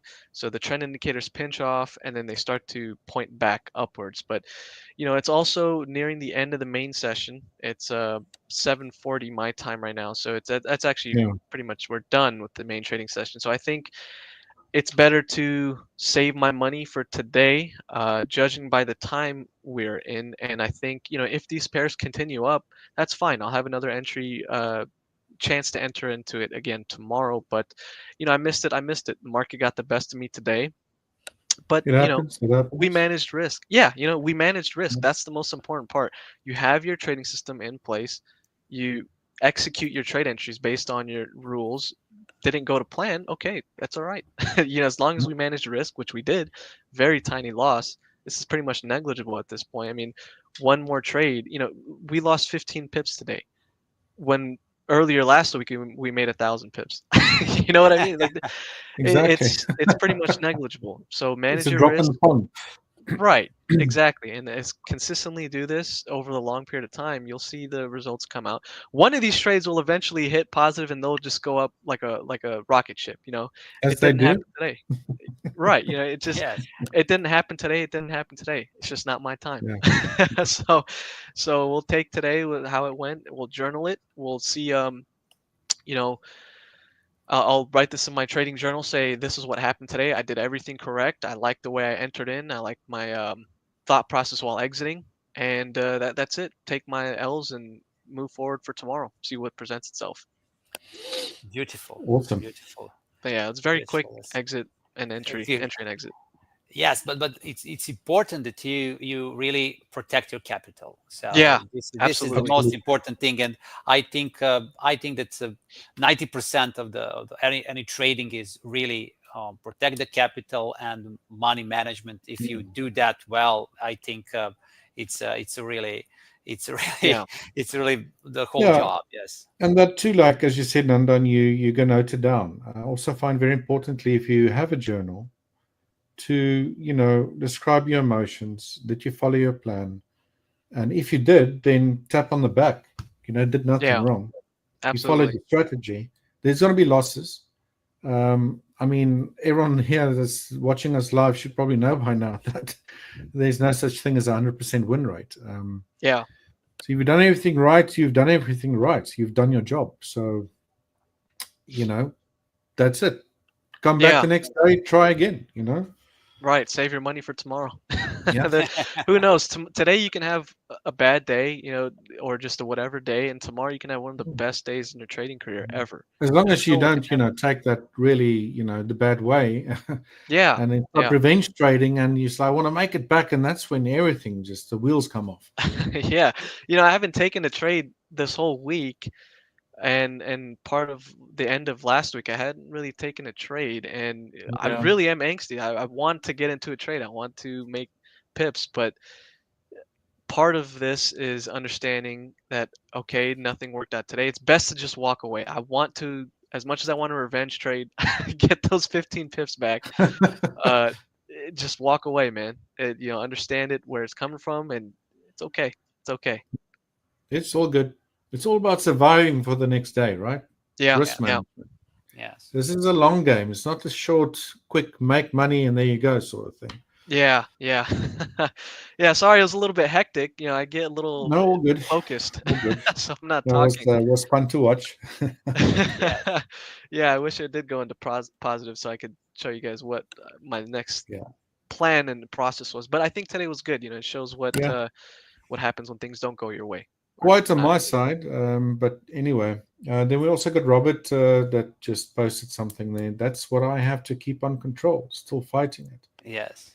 Yeah, Yeah. Robert, it's a difficult one, but it comes with experience, I suppose, right? The longer Yeah. you do this, the better you get at it. As long as you work Yeah. on it, right? It's not just like let your emotions like creep out of the middle of nowhere and you fall for it every single time. So Yeah, I'm pretty hard-headed, so I've done it so many times where it's just killed my Same here. emotions. Yeah, I mean, it's just, you know, you can't do much about it. You're presented with what you're given, so take that. absolutely, But absolutely. but yeah, Right, guys. guys, I think that's about it. I think we reached the Yes. end of our session. Igor, well done with that trade. Nandan, good trades, bud. Followed your setups. I didn't get in one at all, but yesterday I took 3, so hopefully Yeah, let's- something happens tomorrow. Yes. But we got another comment really quickly. Robert says, Yep. it does. He says, I have trouble keeping control. I'm still fighting it, and I get depressed afterwards. Yeah, I understand, Robert. Yeah, the same thing. I understand. Get yourself back to baseline. Dust off, dust your shoulders off, reload, rearm, go out on the attack Yes. tomorrow. So Absolutely. keep your head up for tomorrow. That's it. Yes. Yes. Beautiful. Right, lads, I believe we back on tomorrow together again. So I wish you the best, guys. have a great rest of your day to all our viewers. Thanks for watching. Okay. Stay on for our next group of coaches coming on. And we'll see you guys again tomorrow morning. Cheers. All right, Bye-bye. guys. Bye-bye. Cheers.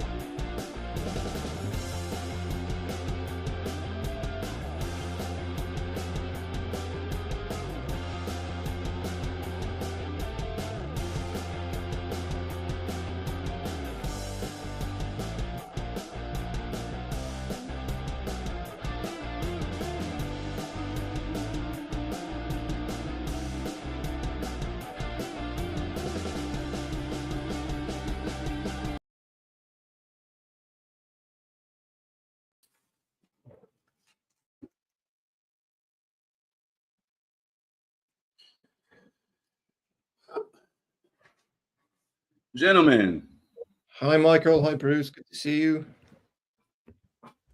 how are you too? I'm good. How you doing, Bruce? I think you might be muted, my friend. Yeah, Bruce, it looks like you're on mute, my man. Oh, yeah, there it is. Yeah. Hey, Michael, how you doing? Hey, Paul. Great to see you, Bruce. I'm great. I feel like I know you guys better because every once in a while I watch the live stream, Well, good on you. Well, that's like you're in good. my living room. I hope you tune into a good session. They're not all fantastic. Okay. Are we live right now? Yes. Yeah, we're live right now. Yeah. We're all set. Well, Well, who hey, wants to Bruce, nice to formally meet you. I don't think we had a session before. You guys ain't No, seen I each don't other think yet. we did. Oh, wow. Yeah, nice to It's meet our you very too, first Michael. session. So Well, how do you want to? Bruce, do you want to go? Michael, do you want to go? It's up to you. Toss it out. Toss a coin. Let me maybe why don't I start with a couple things? Let me just continue on one thing I was looking at yesterday. Great. Okay. And start with that if that's okay, and then let me just share my screen. I want to look at the dollar Swift and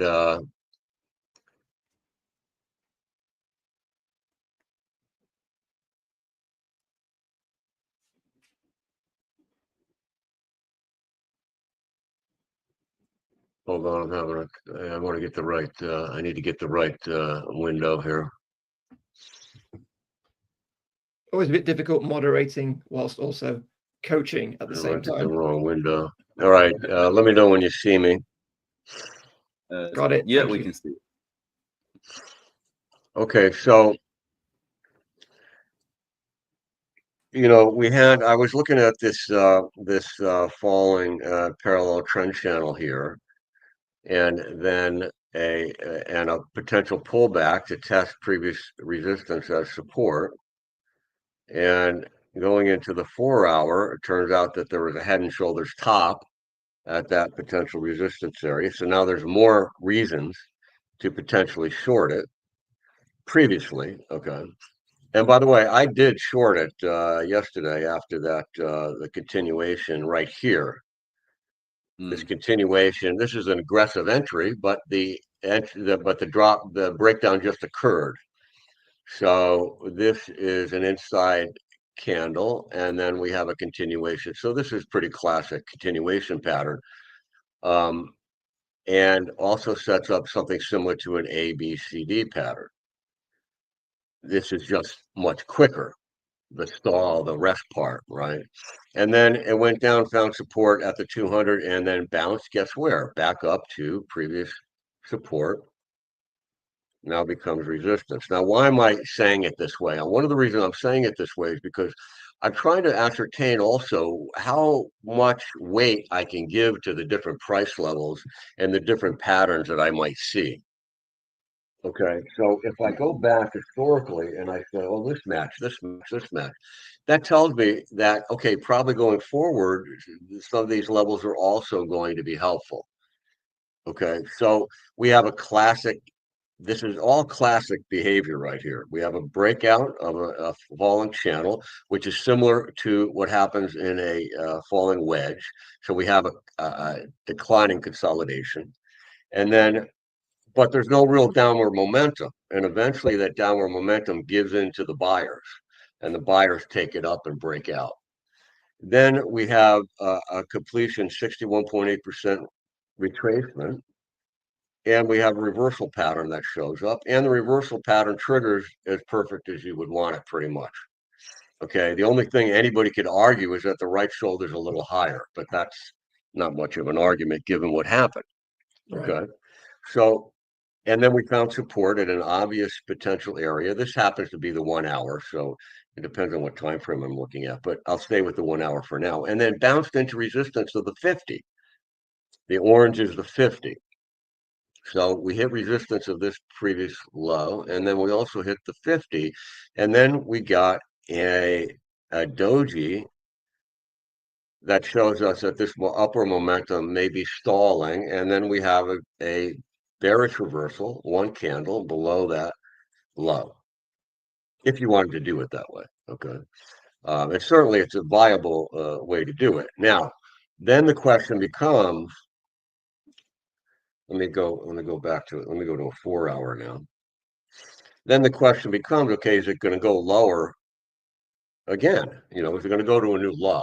Of course, we don't know the answer to that, but certainly it would be totally normal to go down to the 61.8% retracement and this trend line, with the 61 being more important. So that's the question a trader has to decide. You know, does it have more downside or not? Is it worth shorting up here for a continuation to the downside, which would be looking something like this? We just take our basic ABCD fractal and we put some harmonic numbers in there as well. We have the minimum target down here at 81.69. If it continues to fall through to the downside, but you know it's not doing it if it's going up, right? So if it goes above this high, it's not behaving properly, right? According to the assessment, okay? So that's what I'm seeing in that one. And then, so that would mean also that another test of the 50 would be great to look for a short. For sure. I The agree. way I'm looking at it. I wouldn't be looking at a long at this point because I don't have any reasons. Unless I'm doing a longer term position and swing and I'm averaging in or something like that. Because I still, I think it's got higher to go, right? Overall. So then I'd be looking to buy somewhere down here. Now, what makes this interesting is if we go to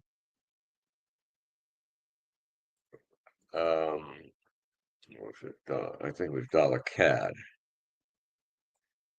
We go to the dollar CAD.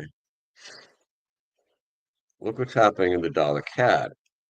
And as you may know, there was an election last night or yesterday final. So the election is over. So there's some uncertainty that is resolved.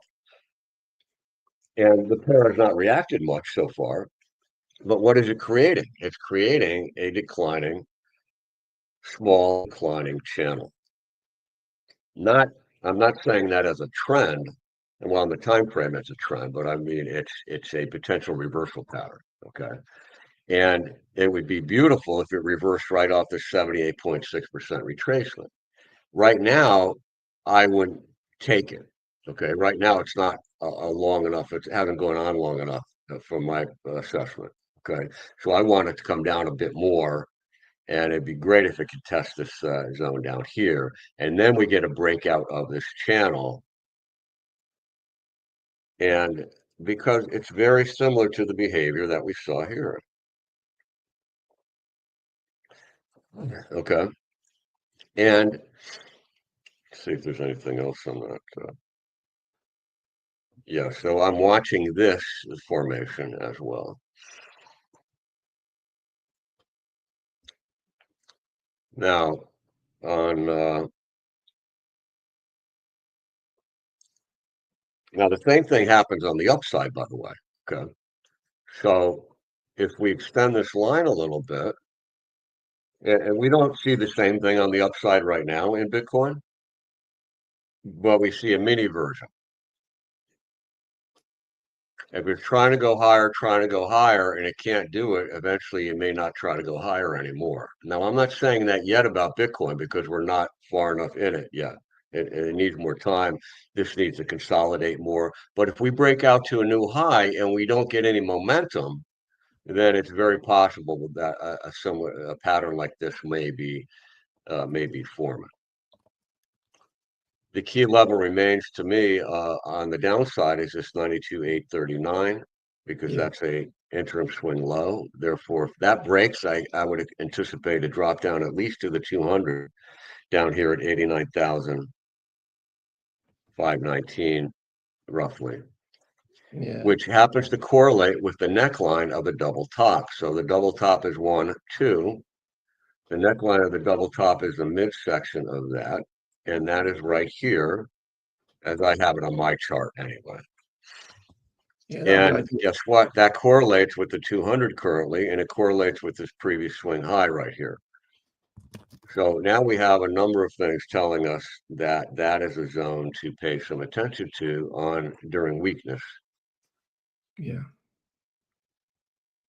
And really, until that happens, I wouldn't want to do anything on Bitcoin yet because I have no idea what's going to happen. I don't know what's going on, at this point. Yeah. I mean, we were saying yesterday that, we've had a higher high, we need a higher low. And if Bitcoin went to the moon from here, it might not be the best thing for Bitcoin or the altcoin market. So, in uncertain terms, if we have a nice retest of that neckline and then a bounce from there, perfect. Altcoin market should move a bit more so for sure, but no long trades until we come down for sure. Yeah, it's a waiting game. Yeah, For sure. and you can see that we have strength, signs of improving strength. We see it in price, but it's also confirmed by the 20 purple crossing above the 50. And you can see that it crossed below way back here in February near the highs. So that also further confirms strength coming into the market and so forth. Now, I think it's also important to understand, I think everybody probably does, but I know there's some newer people that come on this as well, is that this is a potential key support zone. I would anticipate support there, but it's always 50-50. No matter what I might think, okay? So in other words, when I'm thinking risk management in the back of my mind, I'm always thinking risk management as well, right? So even though I may be looking for a long here, I have to have a bullish reversal signal on some time frame to actually look to get in long.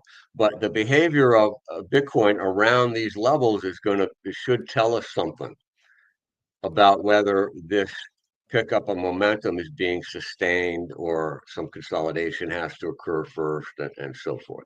Because the real question now in my mind is this the beginning of an uptrend, a bullish reversal and now an uptrend, or is it going to chop around and create a bottom and then eventually like a cup with handle pattern? I don't think so, but that really doesn't matter if I think that or not. We'll have to see what happens next. It does matter, Bruce. It does matter. What's that? What's that? It does matter what you think.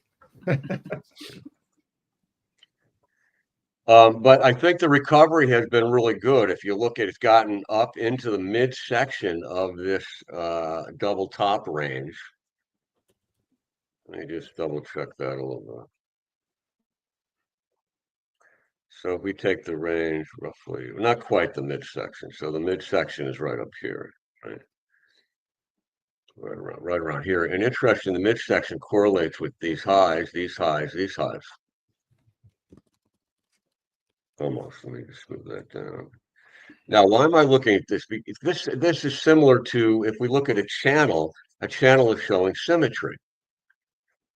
So the market will self-organize, we could say, over time. And when it does that in a symmetrical or in a more geometrically structured way, then we have this is how I think of it anyway, we have a more reliable pattern to pay attention to. Because the change is going to be a bigger deal. So you could say that the market moves from disorganized to organized, disorganized to organized.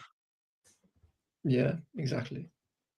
And once it starts to organize into some type of identifiable structure, then we have some levels to identify when things might change.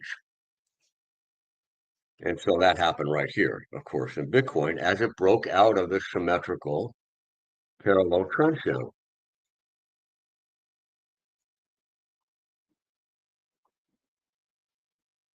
Right here, right? Yeah. Now, Paul, didn't you say you were doing something on trend channels? Did I hear you correctly? Wow, there may have been somebody else, but of course, trend channels are all of our bread and butter, right? Okay. So the center line, because of the symmetry, the center line also may play a part too in these channels sometimes. Yeah. And if we back up now, we see that we have the large symmetrical channel. Here, it's not perfect. The original channel is this first and second line, and then I expanded it up here. So, yeah, so we have to get out of this consolidation on Bitcoin before we could say anything. But don't be surprised when we have a spike up. Don't break this top line and then continue to slowly progress higher. Because I don't know what you think, you guys think, but I wouldn't trust a breakout to new highs on this. I wouldn't consider taking that unless No, you see some other, that you know, if whole I go into the range, weekly. yeah, that whole range, that whole range has got these tiny little zones. So if you look, if you zoom out a little bit, you can all of the or zoom in. That's fine. So Zoom out or zoom in. Zoom out if you can. Yeah.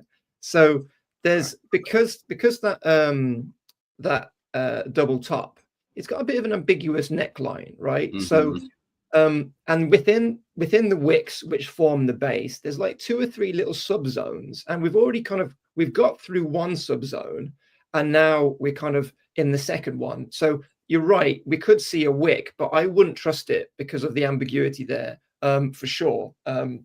Quite right. It's a difficult trading range for buyers and sellers to negotiate, because when you've got a really rock solid, definable neckline, which is just exactly like this all the way across, then it's fine. But we haven't got that. We've got wicks coming down. We've got candle body closes here. It's a bit of a mess. So I think you're right. We might see a little bit of messing around with price action. And we're inside all this consolidation and potential resistance. Yeah. And also I noticed now as I could see that, you know, it's possible that the price could go up and still hit the midline, but not break out of this channel. Yeah. Okay. Now, the other thing I would say, now that we're looking at the weekly is currently inside 95,626, last week high 773. So currently we have an inside week. So I'm going to add to my earlier comments that, well, an inside week breakout, we don't have it yet because the week's not over. But if we get one next week, if this week ends with an inside week and then we get a breakout after that, then I might think of it differently, but it would be based on the weekly pattern, if that makes sense. And also we could see that the weekly, assuming that, let's say we close right now on the week, this would be showing a lot of strength because number one, it's above the 20-week moving average. That's partly, but also it's all contained in the top third or so of last week's range. So that's just showing, I mean, this could be seen otherwise, but it's just another way to see it, right? Yeah, for sure. Now, yeah, silver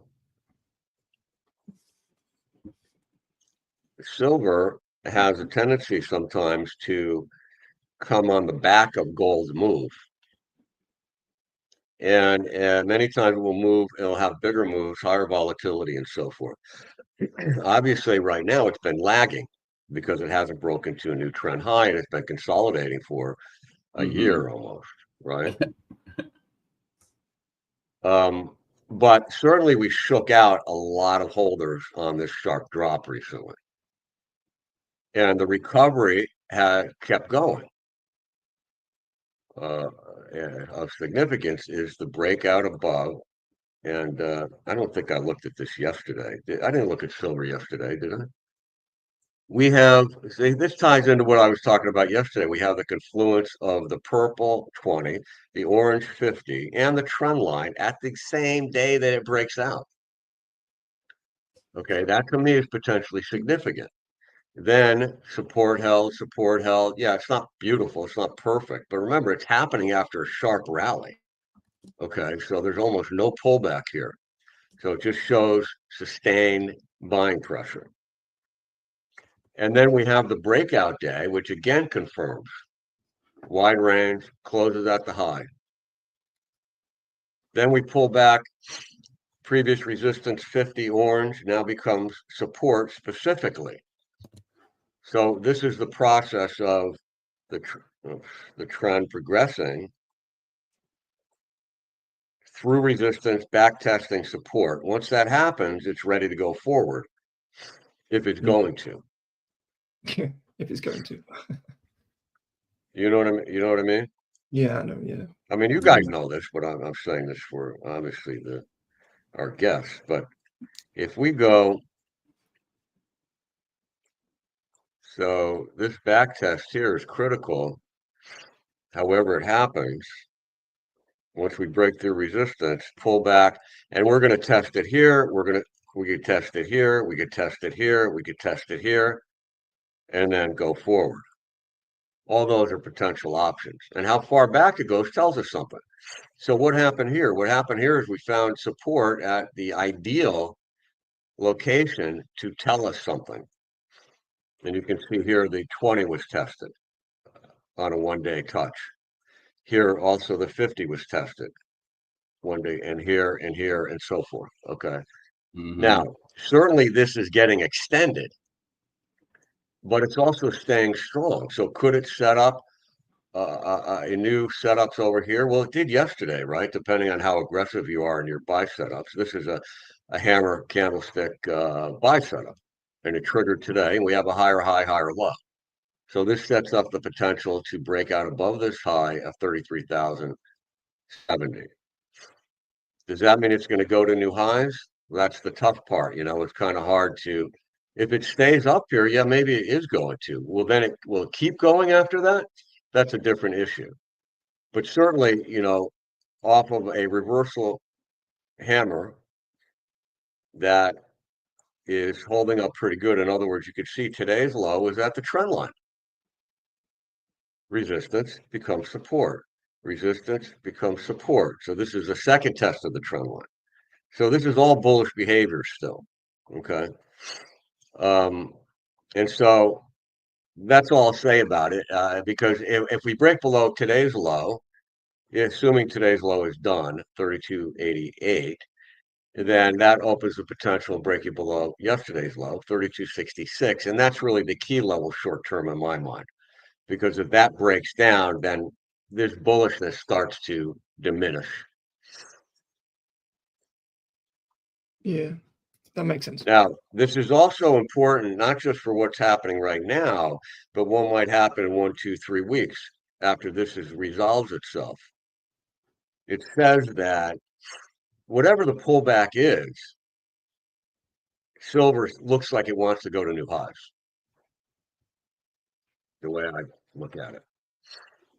Okay, I'm not saying that to buy it right now or anything. I'm just saying what I said, basically. Because if we back up on and do a parallel trend channel on this, something like this, that's also something we could keep an eye on relative to what we were looking at earlier with the CAD and the Swissy and so forth with these channels. Now, I have to say, I can't remember the last time I saw these channels. I certainly don't see them all the time or anything. But since they seem to be showing up, I want to pay attention to. So that means if I bought on the breakout of this candle, however I bought it, maybe I use an intraday setup or whatever. Then I also have to watch to see how resistance is the resistance at the top channel line as we go up. Or is momentum strong enough to break through that? Because that's also going to give me clues. Yeah, we were talking about correlations yesterday with you talked about, obviously, you know, silver has a tends to follow gold, and we were talking about this with crypto as well, where I said yesterday that sometimes projects which are related, or they have a bit of a correlation, or they operate in the same space, and you'll see one token go and then the other one will go as well. So there is a strategy there to pay attention to these, you know, which tokens or assets are holding hands through their journey. Always very helpful. Let me in that regard, let me say one other thing about correlations and so forth. So if we go to the S&P, we have some slowdown on momentum here, just below the anchored VWAP, anchored volume weighted average price from the high. Okay, so that's a potentially significant level, meaning it's potentially significant resistance, but also a break through it could have some significance and see buyers, demand increase.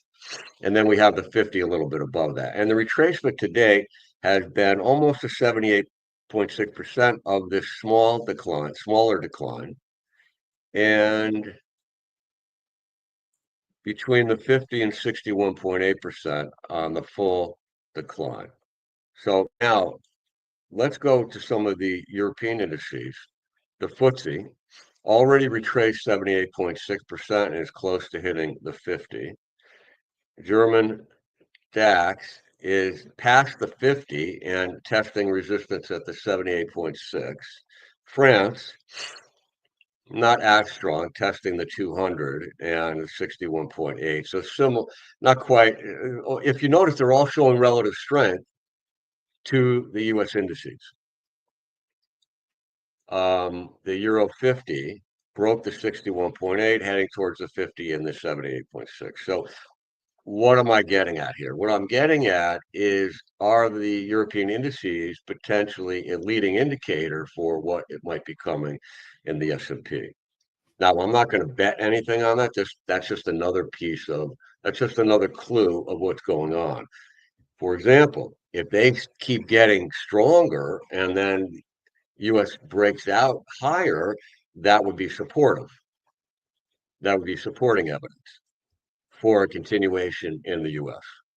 You get what I'm saying? Also, if we see sharp reversals on the European indices, I would anticipate there's a good chance the U.S. equities are going to turn over also. Interesting. So that's like a relative performance. That's something I'm seeing right now on a relative performance basis. Yeah. Nice. Yeah, a lot of them, I mean, obviously, as you guys just mentioned, correlate, because there's times where I might be looking at one setup with another pair, and if I know, one of their friends kind of piggyback off, I always like to kind of flip-flop between both of them and see which one has the cleaner setup. Yeah, exactly. Yeah. Hi, Robert. Yeah, good to see you. Thanks for coming in. Sorry, just saying hi to Robert. He's just said good morning. Hey, good morning, Robert. Good morning. So, gentlemen. if you look at the Forex pairs right now, for example, you don't really have, in my mind, you don't have that correlation the same way as so the pound and euro are not really as matched. New Zealand and Aussie, they're not as matched with each other as they usually were. Maybe New Zealand and Aussie a little bit more, but you know what I mean? They're not. I wouldn't trust like shorting 3 of them at the same time right now. You know what I mean? Because they're not. They don't seem to be as correlated. What are your thoughts on that? Yeah, for sure. Like I would normally say Euro USD and USD CHF would kind of like go opposite. So you can kind of look at both of those together. Same thing with Euro GBP and GBP CHF. You can kind of look at those together. They really haven't been hanging out together lately. That's kind of what it's seeming like. Maybe they broke up. They're not best buddies. Maybe they might kiss and make up down the line. But right now, it's not really happening that much. I will say, though, NAS 100, S&P, and US 30, they are kind of correlating pretty strong these days. So it's like while the rest of them broke up, those kind of got together. Yeah. Let me say one final thing on, not final, but I mean another thing on the pound dollar and related to the channels.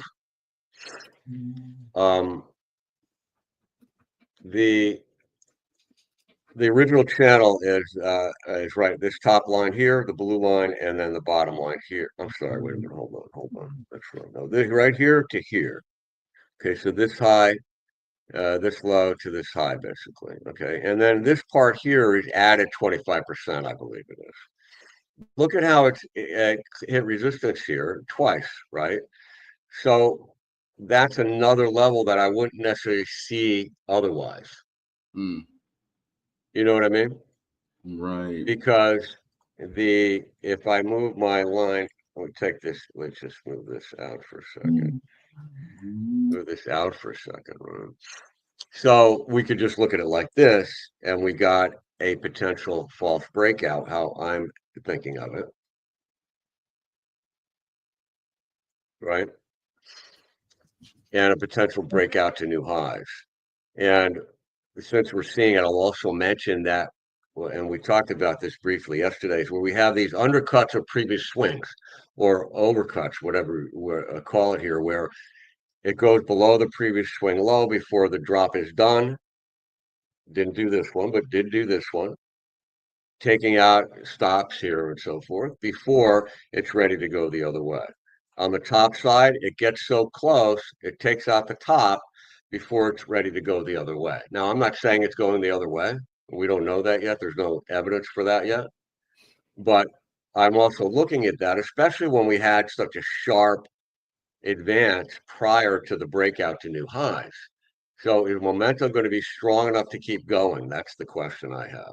Well, the RSI is, cooking a little bit, and maybe presenting maybe the RSI is representing really what's going on with the price action. I think the issue is when you've got these patterns and they're very close to a long-term or local resistance area, they like to pop their head out of the pattern just to touch it, right? Because it's there, right? It's just like, there you go, I'm just touching it.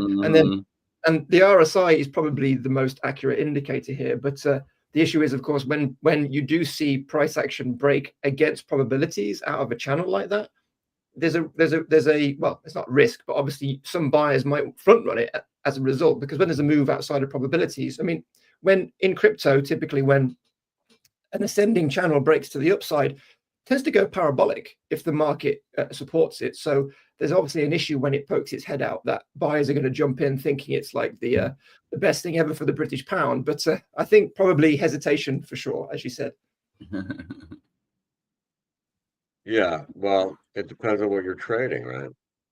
Yeah. Because the characteristics of the Forex pairs are a bit different than crypto. They are. That is very, very true. Very different. Yeah. How they come around and so forth. So yeah, I mean, on crypto, you want to be there for that, right? If you miss that big move, you may miss it. You know what? I'm going to be honest with you guys. Whenever that's happened, whenever there's been a parabolic break to the upside, I've always been shorting it. Well, that's okay too. I mean, it's hard to go along into that, type of move. Right. Yeah, I've been burned a couple of times by that, but what can you do?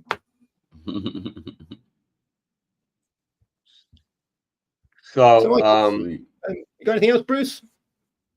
Let's say let Michael say a few things, and then maybe I'll have some other things to add to that, certainly. And let's see what this is it for the start. Yeah.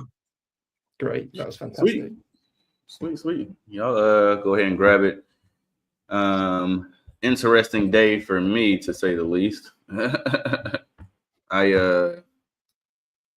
didn't do so well on EA today. I was looking at this yesterday. Let me get this up.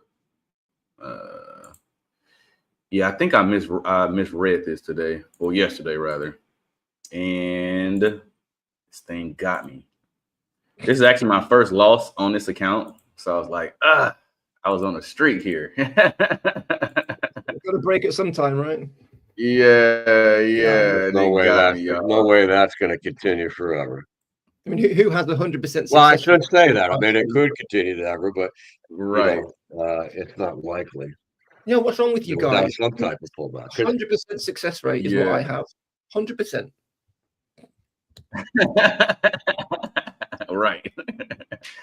Right. Sweet. So yeah, I saw this yesterday. Bruce, you might not be too much familiar with my particular style of trading, but Paul definitely is. I pretty much trade like the market maker method along with price action. So I'm looking for some type of cycle, right? And typically that cycle looks something like this, right? Retest this area, retest that area, and then that final low, right? So typically I'm staying away from this peak high. So I've been burned too many times that I can't even count. And this peak low, I stay away from those. My sweet spot is pretty much here in this level 1 when it retests this area. And then my second sweet spot is here in level 2 when it'll retest this area for like 2 continuation trades. So I don't counter trend trade at all. I'm purely continuation. And it's just some preface so you can kind of see what I'm looking at. Whoops, what was that? So here, Yeah, so typically you're looking at trend continuation, basically you're trading, right? Yep. Because in the direction of the trend, like whether it's long or short, it really doesn't matter. I do both. But yeah, I'm pretty much just trading. Whoops, let me change this. I'm pretty much only trading level 1 is what I call it, and then level 2, right? So level 1 has this 1350 cross, which is the EMAs, and then level 2 has this 200 cross for me, which is level 2. So I'm only taking these 2 trades purely, and that is it. That is all. I'm staying away from this peak high, basically. Right? I'm staying away from this, and then I'm staying away from this peak low as well. So I'm only looking for the middle action, right? Nothing else. So in essence, I'm when I come to the markets and I'm looking to see where I am in this cycle, I'm only looking to be in level 1 with this 1350 cross, which is the, I'll point out really quick, which is the blue one. So my red one is the 13 EMA, similar to you, how your 50 is orange, my 50 is blue. And then I also have this white one, which is the 200 EMA on here as well. So that's like the top on my actual chart. And then at the bottom here, I have a TDI, a Trader Dynamic Index, which is these 2 blue ones, obviously, is the Bollinger Bands. I have this yellow market baseline, which is a liquid 50, so it actually moves. The pink colored line is like my signal line, and then the purple colored line is an RSI line. And then lastly, I have this static 50 that just stays here. So I use both of these in conjunction to kind of give me as many clues as I can possibly get to paint that story for me as to what I want to actually do, and just to figure out really where I am, right, in this entire process. So just coming right towards this, right away, I was able to see that once I got this 5200 cross here, right, I knew I was in level 2, right, automatically. So I was in level 2, and I'll just put that on here too. 5200 cross level 2. All right. So as soon as I come in here and I see this, I was looking for what I should have been looking for, which I misread, is I should have been looking for some type of interaction off of this 200 EMA. And instead of that, I was actually looking at this interaction off of this 50 EMA, right? I had this, I just didn't think that this was going to keep going. Keep going short. When I had this first interaction move over here, this was fine. But more or less when it didn't break this low, and I saw this come in over here, and I'll put this right here. Once I got this close below this 13 EMA, I was in it. I was ready to go.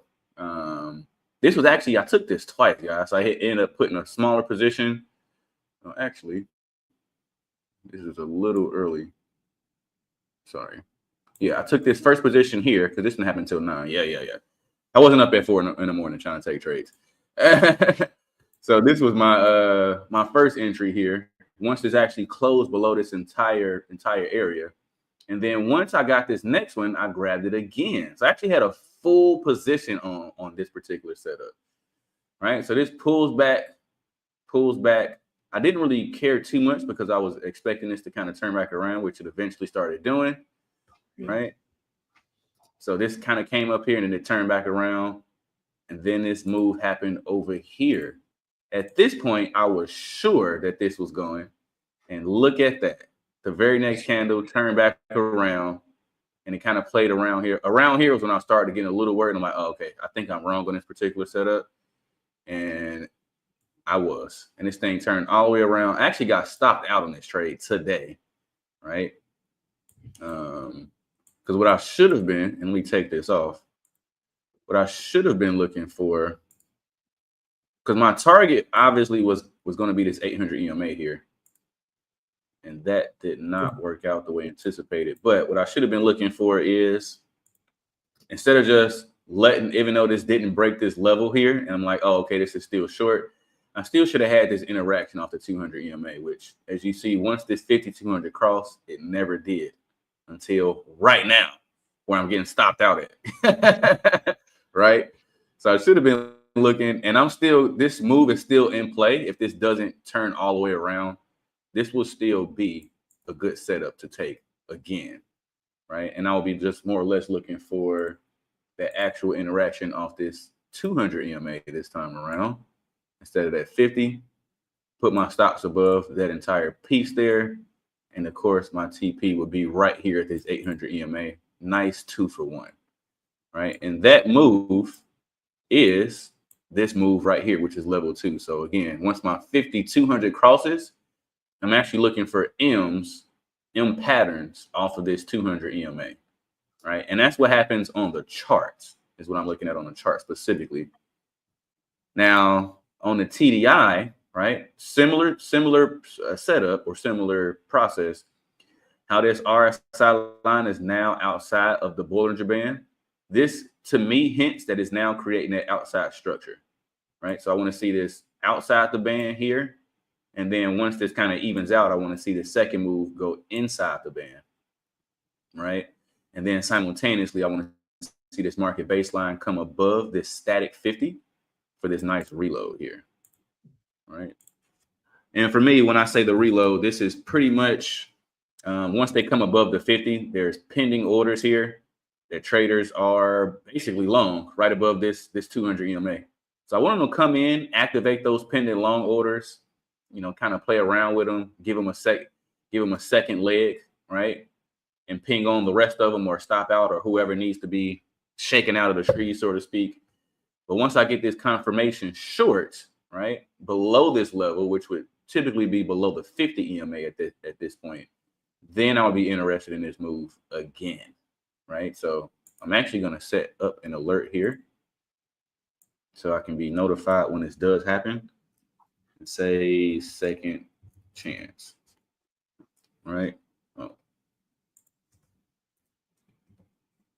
Right. So yeah, this one got me today really good. Yeah, I was pretty thrown off on it, to be honest, but because once I had this double, I had this 5200 cross to the upside, 5200 to the downside. I had this M structure here, right? And this is really, really what actually got me, is the fact that this M structure happened here. I was waiting for this move to come down, you know, and give me some type of something. And then when it didn't break, I thought it would have went something like this and then down, and it never did. Right? So it got me today, to say the least. Yeah. So yeah. So this move is technically still in play. I'll just watch out for it, just to kind of see where what happens here. So looking at EA, that was the first. Oh, I'm sorry. You had a question, Bruce? Yeah, I wanted to see, can you look at something you did recently that's more trending and not as consolidated? Yeah, let's see. What were we looking at? We just took, actually, so speaking of, we can go to Bitcoin. Now, I took this on the daily. I remember we had this set up here. So pretty much the same thing.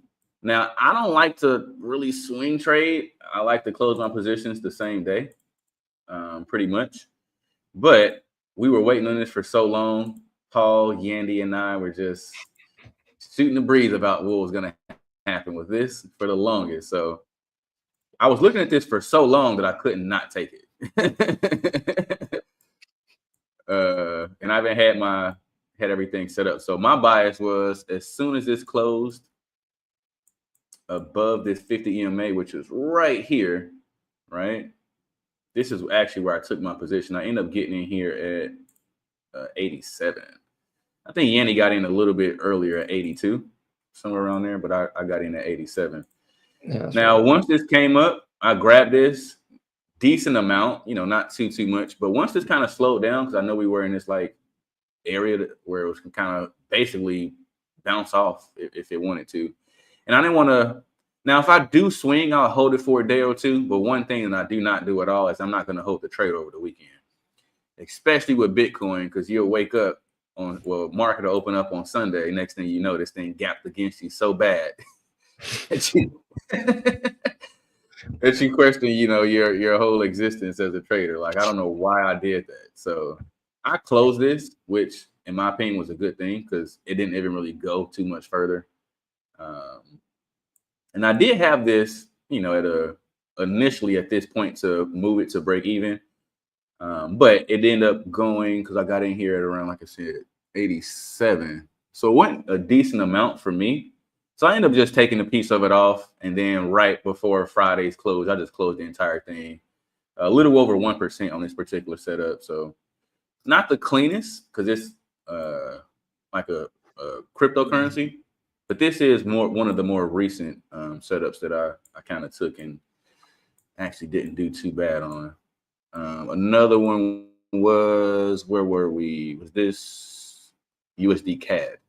Was that USD CAD or USD CHF? Let's see. Let's get this off the daily. Yes, I think this was USD CAD. Yes, here we go here. So I actually grabbed this right here. All right, and I'll make this green. I always like to keep this congruent. Cool. So part of that exact cycle that I was mentioning earlier, right? Which I say the sweet spot is when it recesses this first area, right? Which for me would be right here. Right. And once this happens, once again, I will just put here, this is again the 1350 cross. So I know I'm in level 1, right? So once we see this bottom structure here, and that is right over here, right? So this kind of peaked out like towards the bottom here. And I stopped this right at this point because this is exactly right here where the 1350 crosses, right? So this is the 13 and 50 EMA. My next move, as you can see here, is once you got that bottom set in, I wanted to break this area, run up, and bounce back to the 50. The very first time that price touches the 50, I'm all over this. Now, I'm not entering it just yet because I still need more of the story, but that's like my first clue in, first indication that, all right, you want to start paying attention to this, right? So once this ran up and it came back and it pulled back to the 50, I'm gonna zoom in here. The very, very first time that price closes above the 50 EMA, I'm sorry, the 13 EMA, which is the red one, this is where you want to grab this trade at. And this looks a little funky, so let me move it over. So I grabbed this right here, literally stops on the below here. And my TP was actually at this blue tracer, right? Which of course it didn't go. It came pips before it. But this was my next target area. I moved my stops to break even once it touches this 200 because this is the next likely place for this to bounce off of. And I don't want to have any risk on the table if that were to happen, right? So this is just one of those trades where unfortunately it didn't go all the way, but I did take my take some partials off of here and move my stops to break even. And eventually this thing slowly came on back down and took the other half of my position out at break even, right? Normally I would move my stops, like trail my stops, like push it further and further into profit. But in this particular example, even though this went forward, there wasn't much room for it because once this actually broke, I moved my stops to break even on this exact candle. The very next candle came right back below it. And from my experience, my data tells me I just like to have another green candle and then I'll move this below it. So had this candle been green, I wouldn't have been taken out at break even technically so low. It would have been a little bit higher around here on the second position, but this one didn't work out too well on the trail and the stop side of it. So we had that one. What else do we have? I think that might have been it.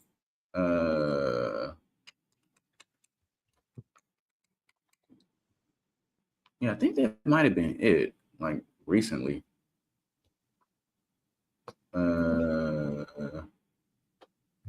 Yeah, I think that was. I have to check and see for sure. But yeah, jumping on over to my main two pairs, GU and GJ, that I pretty much go over every day. These two haven't been behaving that well for me because I'm looking for. Oh, let's go to GJ first because I already got this one up here. Yeah, as I've been saying for quite some time, once we get this 5200 cross, the next thing I'm looking for again is 5200 cross. I know I'm in level 2, and I'm looking for some type of M's or W's off the 200, right? And with this being said, obviously this EMA crossed to the upside. When the 200 is below the 50, this is up. So it's an uptrend. I wouldn't be shorting this at all. And then vice versa, obviously. When the 50 EMA and the 200 cross to the downside, I'm only interested in shorts. But in this particular example, this is not right. Let's scoot this over. We want this to look something like this. This hasn't happened yet. So we got to scoot this over. All right. So again, once this 5200 crosses, the next I'm looking for is some type of interaction off the 200 EMA, which, as you see, we have not had just yet. So I'm looking for this to come down, give me that nice W pattern off of this 200 EMA to go long. And simultaneously, I need the market baseline, right, which is, again, the yellow one, to go below this static 50 here for this reload. Because for me, again, once price gets below this static 50, there's pending orders going short for this move. So I want them to come down, activate those orders, play around with it, collect some more contracts, build the books up in the right direction, and then yank it from them, right? And then in this particular example, then I would be interested in going long, right? This is that level 2 that I was mentioning. So yeah.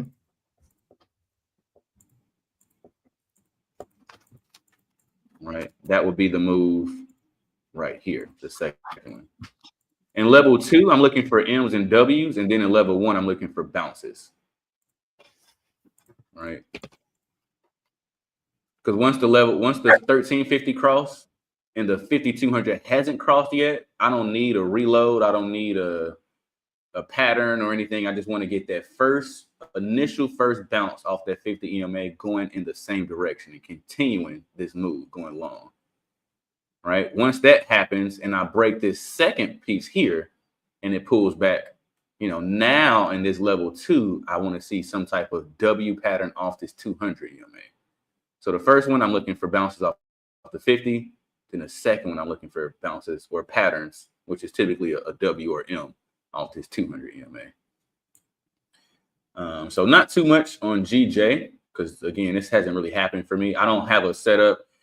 I think Andrew or Robert asked, like, what happens for me if this doesn't come to the 200 and it just bounces off the 50 and keeps going? For me, that's no trade. I don't have a setup for that, right? Like, once this 5200 cross, I'm interested in the move again once it touches the 200 again. Nothing before that. Right? And this is a perfect example is if you try to do that. If you were to try to take this move, right? Let's say 5200 crossed and you're trying to take a bounce off of this 50 EMA, it wouldn't have worked out. Look at this. You could have took this here, closed above the 13, it didn't work out. Here, right? Now this is in Asia, so you probably won't be taking that. So, right? So let's cancel those two out because it kind of doesn't really count. Even though this is GJ and you can take trades, GJ in Asia, it's just much lower probability. But let's just say we were waiting until London session to take this, right? So you didn't take this until 4 Eastern, right? Nice close above, thinking this is going to be long. You're trying to take the bounce. What happens? This thing immediately comes down and take you out. Because, again, majority of the time, once you get these two EMAs crosses, you want to see some type of interaction off this 200 afterwards. So for me, GJ is nothing just yet. I'm just kind of waiting on it to kind of get back to this area. And I just keep sliding this over as the days goes by so I can, you know, just kind of monitor this. So GJ hasn't been much actually as of late at all, right? Like I haven't been interested in GJ in a minute because it's not really setting up the way I need it to set up. So that's on GJ. And then GU is so high that this is past level 2 and past level 3 for me, right? Like even if I was to look at something like this, we got this nice 5,200 cross all the way back here. So once again, I'm looking for a price to come back and to touch the 200, which would be pretty much around here, right? But if we actually look at this and just zoom in, right? Zoom all the way in. Price never really touched this 200. We don't have any type of pattern off this 200 at all. This barely came close. Maybe they widened spread and maybe did something, but for me, that's not good enough. I don't want a wick off the 200. I want an actual interaction, right? This obviously didn't touch it. None of this has actually touched this 200 EMA. None of it.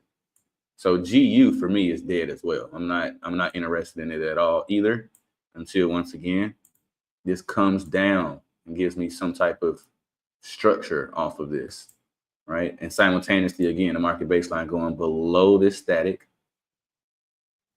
coming back up for this reload, right? Then I'll be interested in it then, right? Stops will be below this swing point, obviously. Entry will be above the 13 or the 50, depending on how it is. Yeah. And then, you know, we can target some of these highs, right? We can put something on like this, right? But until this touches this 200, I'm not interested in it at all. So my main two that I look at every day for the most part have not been in play too much, GU or GJ. So not too much going on with those. And then there was one more. Let's check out EU. Now, EU was pretty close. I actually got an alert on EU saying this is the second leg, right? So let's take a look at this. Now, this is nice because this is pretty much the same exact thing, right? So we got this funky, really funky W pattern, right? Some funky pattern here, but I want to see this come up here, right? It kind of gave you a fake first leg. This happened at 3 in the morning, so I went up anyway.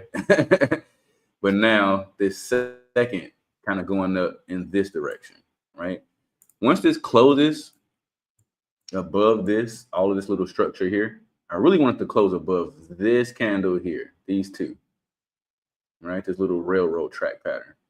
Right now, just how this came up here and closed, this is nice, right? Like this entire thing is actually pretty nice for it to attempt to start to really set up. And then the same thing on the actual TDI, right? Once you get an actual solid close, this was close, like this is really, really close. But once this gets a nice solid close above this area, then we can kind of look at taking this long. A little late in the day for this now. But we'll still monitor this just to kind of see what it actually does. But yeah, it's pretty much it, I believe. EU, GU. Oh, I think it was ACAD. ACAD was kind of close too. AUDCAD. Yeah, so AUDCAD was pretty close. If you check this out. The only thing that was really missing off of this was the 4-hour confirmation, right? So for me is when I come to the charts, I'm looking for 4 main things. I got 5 setups mainly, but I'm looking for 4 things to happen, right? So One would be, where am I in the cycle? Two would be, I'm looking for some type of pattern. Three would be, I'm looking for higher time frame confirmation. And then four would be, I'm looking for that entry signal, right? And this particular one, we really didn't get a solid 4-hour confirmation on this, right? And reason being is, we really want to see all of this, even though this candle was super close to it. This really isn't like this. This candle was very, very, very short. It's very, what I would say, iffy. I really want like a solid, let me pull this up, a solid candle here.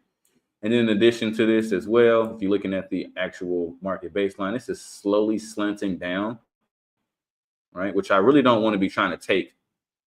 If I'm trying to take a long, I don't want my market baseline to be slanting down like that. So for me, not only did we not have higher time frame confirmation, also my charts and my TDI were not in agreement. My chart was saying, hey, this thing's long, right?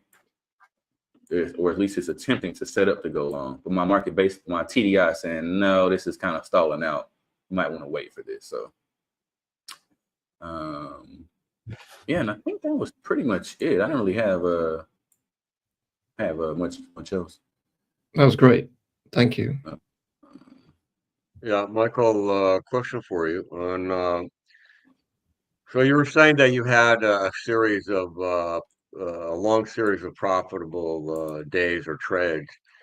What is your general? You say, and you're closing positions before the end of this, before the end of the day. So you're not holding overnight. Right. What type of moves are you usually seeing then in your setups? How many pips roughly range do you anticipate usually in your move? Do you have an average? Would you say? So each one's a little bit different, to be honest. It kind of depends. Typically, though, I am going for like minimum 1 for 1. If it's 1 for 2, obviously that's better. I'm not really getting 1 for 3 moves like that unless it's probably on a higher time frame, like the 4-hour, which I don't really like to do because those trades don't typically pan out in the same day, right? They end up turning for me into a swing trade over a day trade. But yeah, every day I'm closing my trades, no matter what, at 3:55 p.m. Eastern. I don't want to hold it to that last hour because a lot of the times I've noticed that last hour before the market closes, it gets a little choppy and kind of funny in there right before they actually do the session changeover. So I try my best to avoid that altogether and close it at 3:55. And yeah, I'm in and out every day, the same positions. And you're doing multiple positions, right? So as long as the setup's there, you'll take it, basically, right? So you could have 5 positions, you could have 10 positions if they're all set up. So I really don't have that many. Theoretically. Yeah. So I try not to be in more than like 2 trades at once, like max 3, like because I don't want to be too over leveraged. Because typically I'm putting anywhere from a quarter to a half, maybe a full position on each position, right? So I don't want to be in a position where I got 3% on the table right now. And if I get stopped out on all of them for whatever reason, I'm down 3% for the day. So I tend to stay away from that.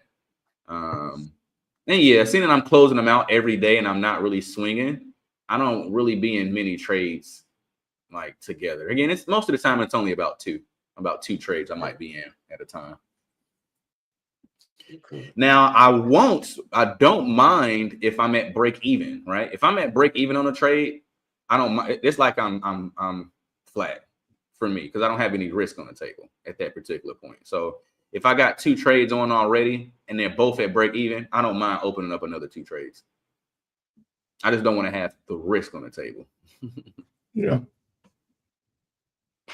So I just, I like it because you have relatively, once you know your process, it's simple. In other words, it's relatively specific, right? Super. And so it's simple in a certain respect once you understand it. Right. And and you're not prone to over trading. You're not prone to taking bad trades, and so forth. So that's great. Yeah. Because I like to think a think lot though, of people. literally, it's so many filters on my trades. Like, it's kind of ridiculous. Like, I typically, honestly, only take about maybe 2-3 trades a week. Sometimes, maybe on a good week, 4 to 5. Sometimes only take 1 trade out the entire week because it's just not a setup. I've been trying to do this for a long time, like literally over a decade. And I just now recently got profitable in the past 3 years. So we're talking about 7 years of losing. So many lessons, so many heartaches, so many times I thought I figured it out and I didn't. And yeah, I ran businesses before I even got into trading as well. So that risk management part and just learning from your mistakes, I'd say I'm pretty good at that. It just took me a little bit longer with this because, that set of skills that you have in business before you find trading, they don't count here. Yeah. Well, you're still in the game. Yeah, absolutely. That's the most important part, right? That's the most important part. So yeah, I like to think between those 5 setups, I'm trading them mainly on a 1-hour chart. I'm getting 4-hour confirmation just to make sure my bias is on the right side. And then out of those 5 setups, I have 1 setup that does occur on the 15-minute, which is my ID intraday move, which, to be honest, is the same exact move as one of my setups on the 4-hour. It just happens on the 15-minute the 1-hour versus the 15-minute. So it's really 4 setups, but it's 5 because one of them can happen on a 15-minute chart. But yeah, tons of rules, tons of filters, tons of, hey, you can't take this because of this, and it's not ready yet. It's not ready yet. When my setup finally does appear, I'm all over it because it took so long. It's been cooking for so long. You can smell it, taste it, hear it, the whole 9. Yeah, that's why I think your approach is, well, I find it quite inspirational because, you're trying to new traders to the market. They're overwhelmed with information, indicators, and they may trip over themselves and have a good trade. Congratulations, that's great. But but quantifying what you're doing and your approach is the hardest part, and it's usually the last lesson, right? Yeah. It's just, I know how to trade this, and I'm going to look for this, right? Because and that's how you get control. I think, when you're dealing with like crypto, it's that information in overload, and it can seem even more overwhelming, but it's even more reason why you need to quantify your approach. You just perhaps need to just, maybe you have, your 3 or 4 setups, but maybe other traders, maybe in crypto, more volatile markets, you need more, right? Because you may not see those setups for a period of time. But yes, listen to this man, people. Yeah. Well, it allows you to get bigger too at the right time, right? And those, when you get bigger, can make the whole difference in the portfolio performance. Because you have more confidence now in the setup, and it's progressed and so forth, and you've seen it a million times, and you've seen what happens next more than likely. Exactly. So I think that's important too, because you have to have some trades once in a while where you could get bigger.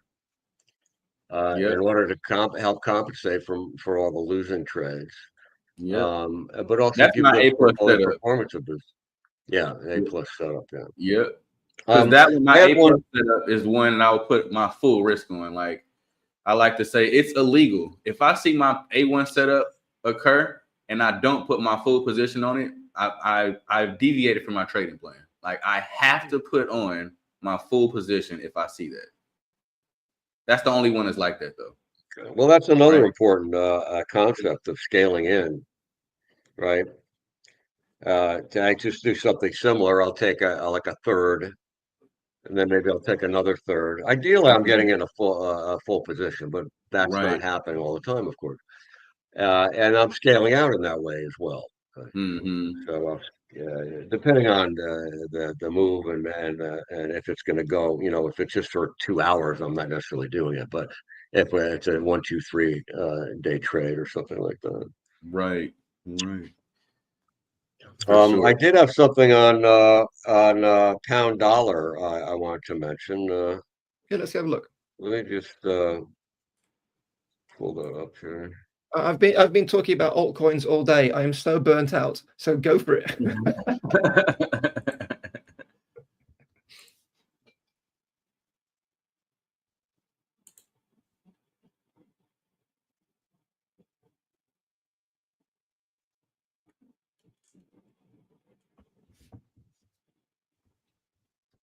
All right, let me know when you have it. Got it. Thanks. You have it? Yeah. Thank you so much. Got it. Looks You great. guys see me? Yeah. Yep. Okay. It's not the pound dollar, pound yen. So again, we have a channel, right? Now, I'm not trying to find a channel, but if I draw a top line and I do a parallel and it lines up, then I'm going to pay attention to it, right? And not only that, and now I want to look for further confirmation of what I'm paying attention to. So if I'm paying attention to the channel, we're kind of stepping back for a minute. If I'm paying attention to the channel, then I want to see, should I continue to do that? So does the market tell me? Well, the market tells me right here very specifically because the 50% line was resistance, and a breakout. So the market recognized the halfway point of the channel, which represents symmetry of the swings. Okay, so it's like a vibration. Now, it is a vibration of price, really, that's going back and forth. And once one side is hit, there's a good chance the other side will be hit. So we are now, looks like, heading to the other side. And even if it doesn't reach the other side, it does tell you that there's probably more upside. Okay. We never know about the targets that they're going to be hit, but it has the potential to do that. That's one thing. But now, if we go in and look a little bit closer into the 4-hour chart, we can see something interesting, which is a bull flag that is starting to be established right here. So we have a small parallel consolidation that followed a relatively sharp move. So if I'm going to do a measuring objective or a potential target based on this pattern, I'm going to take where it breaks out on the pole, the initial move before it, and then add that on to the potential breakout area. And I'm just guessing right now, okay? And then that can also help me with my other levels decide whether it might be worth taking the trade from a risk reward perspective and where I might want to do that and so forth, right? And then we can follow up with or add to this by throwing in a Fibonacci here and seeing how the flag is forming relative to that, because I should step back and say we have a potential flag, okay? We don't have a flag yet. And the reason is because we don't have two touches on the bottom line yet. We only have one. Now, today may be the second touch. It's close enough. I'd like it a little closer, but, it's close enough, but we'll have to see. So I wouldn't be surprised to see some degree of continuation within this potential flag pattern. And if it finds support around this trend line in the 38.2% Fibonacci retracement, so much the better. Then I'm going to trust it. Well, I shouldn't say that. Let me back up a second. Because now I'm getting in a little more detail. So I may have to redo the poll if I do that. So if it comes down here, then I'm going to be looking at the poll here, not the shorter poll, because then it's come too much. It's come almost to the beginning of the poll. So that's not going to work as a flag, right? So maybe we don't get down to the 38, but these are some of the things I'm considering. And also on the 4-hour, you can see that it finished the 61.8% retracement, and it's testing resistance of the 200 blue moving average at the same time as well. That means a breakout of the flag will be a second breakout of the 200. And the breakout of the 200 could be a trigger by itself. So that's another thing I'm looking at. And again, related to channels, but just basic price structures. Now, the thing I want to say too is, you know, when you're using patterns, you always have to be prepared for them not to work, because they were just giving us a tool to help us get through the market. That's all they're doing, right? And they need continuous confirmation, either bullish confirmation or bearish confirmation. So anyway, I wanted to just mention a little bit about that, because this is playing out nicely relative to the larger pattern. Yeah. And if you know, you may have thought about this, and Paul, you may already look at the market this way. Michael, you're a little bit shorter term like me. Is that if you look at some of these the swings, and just taking the Forex pairs, for example, and if we just start with the pound yen, I mean, you can have some pretty good swings if you're in for the whole swing. Mm-hmm. You know, now it's not always easy to do, but that's where you have the potential to maybe keep a little bit, keep a smaller position for the continuation, that kind of thing. So anyway, that's what I wanted to add to that. So right now we don't have a setup yet in my mind on this pattern, but I think we have a potential bull flag following a breakout through the 50% level and following the breakout of this consolidation, which is a pennant. Okay, so really this is a bear pennant that failed. This pattern right here. If we take it like that. The pennant is a small symmetrical triangle. It's preceded by a sharp decline, which we have here. We have consolidation that takes the form of a small symmetrical triangle, but rather than breaking down, it breaks up. That also gives some greater credence to the channel being bottomed right here. Okay. So anyway, that's another interesting one that's developing. Patterns within patterns. Right.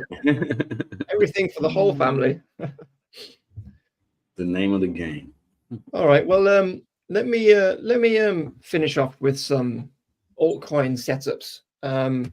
Just for people are not familiar. Again, if you're not subscribed to Ola Prime X YouTube channel, please do so, especially if you're a crypto trader or interested in trading crypto. We have 2 Bitcoin updates every week, very concise market run-throughs, unlike the more in-depth 90-minute live streams we're doing now. And tomorrow we'll have top altcoin picks, and the day after that, crypto news. So there's a whole breadth of coverage. And what I'll show you now is just an example of the sort of thing you can expect to see. So these are the charts I've been looking at for this week. Obviously, there's a lot of setups which are still playing out from last week. We've had a nice combination. You know, we had a good short trade from Jasmine. That played out perfectly. That was a 10% in like 48 hours. Cookie has surpassed its previous targets with a breakout entry here, and that is put in 55%. Now, the issue with this, of course, it didn't give us the entry I wanted for this trade, so I didn't trade this. But if you're a breakout trader, in terms of you just wait for a candle body close and just jump in, then this would have been great for you. Or if you came in on the 50. So that was successful. SEI, again, doing really well, 30% in just a couple of weeks. Don't expect it to go up here, though, but just, you know, we haven't really, you know, look at the size of this volatility, we'd expect to swing back down here. So if you want to get into this and you want to benefit from these bullish signals and this higher high, which SE has put in, then just be patient. We're probably going to come back down here. And we'll have nice confluence still with the this moving average. And then move still hasn't given me my entrance because I'm waiting to come back in right here. It's still in play, but 11% since the breakout following this little squeeze. That's doing nicely. Jupiter as well, same sort of deal, broken out, nice retest of the moving average. But again, you know, we're probably going to have a pullback from Bitcoin, and if we do, this will be a lovely entry right here. But be very cautious, of course, because, you know, that is still the predominant theme for Jupiter. Okay, so just bear in mind, wait for that high low from Bitcoin. And this, of course, was Lever, which we were talking about yesterday. This was a setup which I didn't do for a top altcoin pick. on a Prime X, but it was one we did exclusively for the live streams, and this was a 100%er in just overnight. So that was great. And you can see, obviously, even though, I mean, yeah, right, just 100%. It's nothing, right? I mean, but when you're, I mean, when I was charting this setup while, excuse me, while people were talking last week, excuse me, I told you I was burnt out.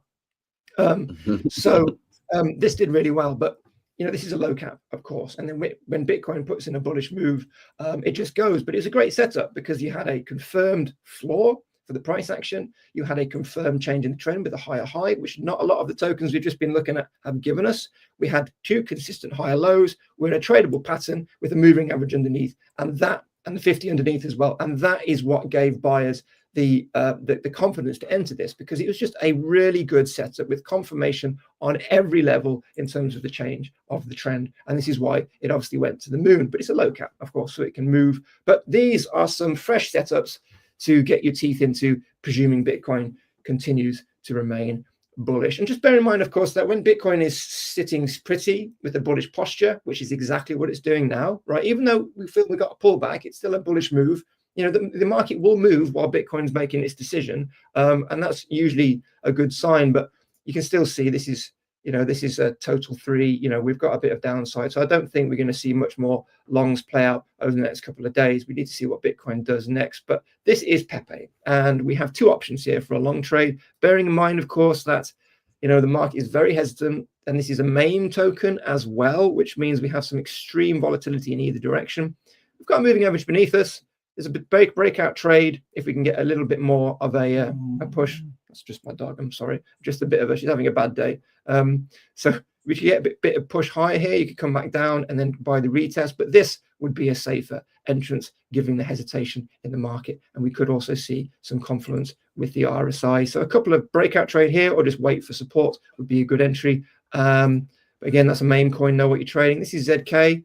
Again, this is the overarching trend. We've got a lot of conflicting diagonal lines here, but if Bitcoin continues, and because it's king, this will continue to go higher, and we've got a golden cross playing out as well. So you could come down and do a hard support buy, but I'd recommend you wait to see if we can kind of maybe get ourselves into this area and then come back down and look for an entry. Because again, when you're looking at an asset which is in a strong downtrend and you're trying to long it, you need to wait for the right signals. And we've got one. And we've got a moving average here. We've broken out these two areas, and we've got 2 there, but we need more because, of course, we're in a very strong downtrend and we could just roll over. You can see this selling action here, but potential long setup if Bitcoin plays out, but you might want to wait for the next move for this one. Wait to see if we come up here and then enter again. Might not be the best place to enter now, because if Bitcoin comes back, this is where we're going and we're going to lose that support.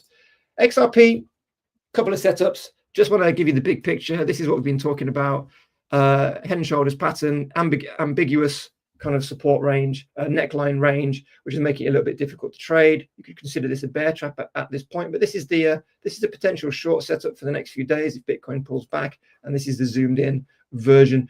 Obviously, you know, we've got, this is quite a controllable position, being quite high up here, but we've also got support coming in, and don't ignore this 50 as well. But we want the 50 here, because if we're going to trade this, we're waiting for a breakout of this pattern to the downside, speaking of pennants. And if we can get through the 50 at the same time, because we've got that kind of that confluence here, that would be quite powerful. But again, be wary, we could stop at this moving average, so it could be a short-lived short trade. So just bear that in mind. But if the market turns bearish, you got something to trade. And if you're long inclined, I got something for you as well. I can hook you up. This is XRP long. This is a 12-hour little channel we've been in. And again, if we break out of here, it's probably going to invalidate the head and shoulders we were looking at, the reversal pattern we're looking at. And again, we've got a nice confluence with this 200 MA on the 12-hour coming around, making a breakout here a good possibility for a long trade. And again, you might be asking, well, hang on a minute, I'm confused. You're saying short and long. Well, yes, because you have to wait to see what the market does. And then exactly. if it goes short, you pull out the short setup. If it goes long, you pull out the long setup, right? And but the truth of it is that this setup won't play out if it goes higher. So you're okay, right? And this setup isn't going to play out if it goes down. So just wait for your confirmation as always, and just keep your eye on Bitcoin. But yeah, so XRP, quite a few options there. And for those speaking of long-term moves, this is Gala today. Now, I know Gala quite well. I've been trading it for quite a while. Had a couple of bear traps. Most recent one has just been in April. And you can see when the market turns and we recover key levels, Gala likes to try and have a moonshot. Now, obviously, different context back here in March 2024. Bitcoin was just breaking all-time highs, right? So we're definitely not, that mood is definitely not present at the moment. So caution, please. Okay. But, and this lower high as well, you know, could be losing steam. But again, same things repeated. We've recovered this level following a bear trap. We're now in this support area where the price action has launched off. So a pretty good place right now to enter for a combination of different long trades, intraday or otherwise, but you'll obviously want to come in quite flush with the bottom of this range, because this little recovery, again, you want to, you know, if you've got this in your mind, get rid of it. Get rid of it, right? Just remember, it's not the right context. This is just the potential, right? I think it's very, very unlikely it's going to do this over the next few days, like lever. But great entry point, you know, a nice little recovery. We've had the bullish signal. You don't want to enter here. We've moved up, so it's great. And H bar finally, before we finish. Now this was a short setup originally, and it didn't play out. The short setup idea was to short this little pocket, but it didn't play out because the market turned. I'm not upset about that. It's good to see Bitcoin having some sun, and H bar, of course, has gone with us and is given us a nice opportunity. On the flip side, with the moving average coming in and this lovely support area following this reversal. And obviously, you know, this change in the trend here, the higher high, the higher low, this all helps, right? It's a healthier setup than some of the others. But coming in at support will give you maximum control for risk management, because again, if Bitcoin looks like it's going to come down in a healthy way, right, over the next week or so, then this would give you your entry. So don't front run it. Don't try and come in here. Let it come to you. But there is it's just my dog. I'm so sorry. She's so desperate to get attention from everybody in the live stream. So the issue is there is a danger here with this particular setup. And remember, when you're analyzing these things, always look for danger. So if this comes back down to retest the 200 MA, this is just a 4-hour, we're now below support, right? And even though we have buyers here and buyers here, we've lost this key zone. So it's a little bit of a difficult proposition here. It might be good for scaling in to minimize risk, but obviously bear in mind that there is a problem if we lose this level. So maybe catching a wick won't be too bad down here, but if we come down here and we lose this level, then this is potentially what we could do. So just be very mindful. This might not necessarily be your A setup, but it might be your A setup for next week, depending on what the market does. And obviously, just to finish, I need to just say hello to Bitcoin, and it's just sitting pretty, trying to decide which direction to go in. Are we going to go down? Are we going to go up? And of course, I'll have more coverage tomorrow, and hopefully we'll have some more moves. But that was some altcoin setups for those of you inclined to have sleepless nights. All right, very good. Thanks, Paul. That's nice. Nice. Definitely ran through them good. It's only because I've done it like 10 times today already. You sound like me. It's like me some days, right? I do like sometimes this will be the third session sometimes. That's why a decent amount of the times it's already marked up. Like, yeah, I've already done this twice today. I know where everything is already. I've already done this. Yeah, you know, it's, if I do a video after a live stream, there's less editing because I just do it, right? Because I've had a dress rehearsal. If I do it like first thing in the morning, I'm like, so this is SEI, no, it's SEE, no, SEE, what? DEA, no, I don't, and it's just, no, you're absolutely right. So I'm glad I could come prepared today. No, so it's good and bad. I say sometimes it's great because you've already done the work. You can easily go right to it and print all this stuff out. And then the bad part is like, man, I feel like a robot. I'm saying the same thing over and over again. Well, that's what trading is pretty much, right? Yeah. Yeah, you said it exactly. Lola, thanks for the comment. Yeah, of course. Great session, Bruce. Great to have you 2 days in a row. Really learned a lot. Same, Michael. Great to see you so early in the week. Absolutely. And we'll be back in varying combinations for the rest of the week. So thanks so much, guys. Thanks, Bruce. Thanks, Michael. All right. Thank you, guys. Thanks, Paul. Thanks, Michael. All right, guys. Thanks, everybody. Take Take care. See you later.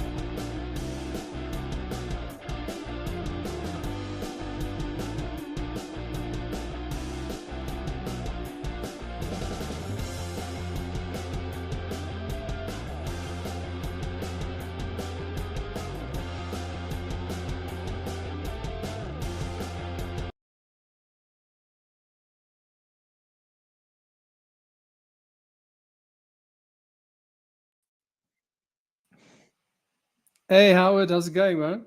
Hey, not so bad, man. Yourself? Very well, thanks. Haven't seen you for a while. Yeah, Well, yeah. was it I've been last hiding. week? All right, okay.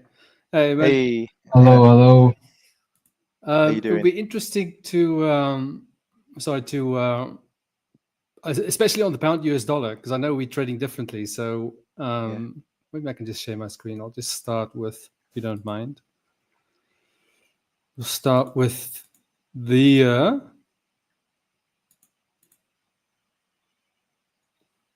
with that one. Right. So the NASDAQ. Yesterday we had a bit of a. Yesterday was very choppy. I found especially the first hour and a half, and after the first hour and a half, it started to find direction. But I was in the first session yesterday.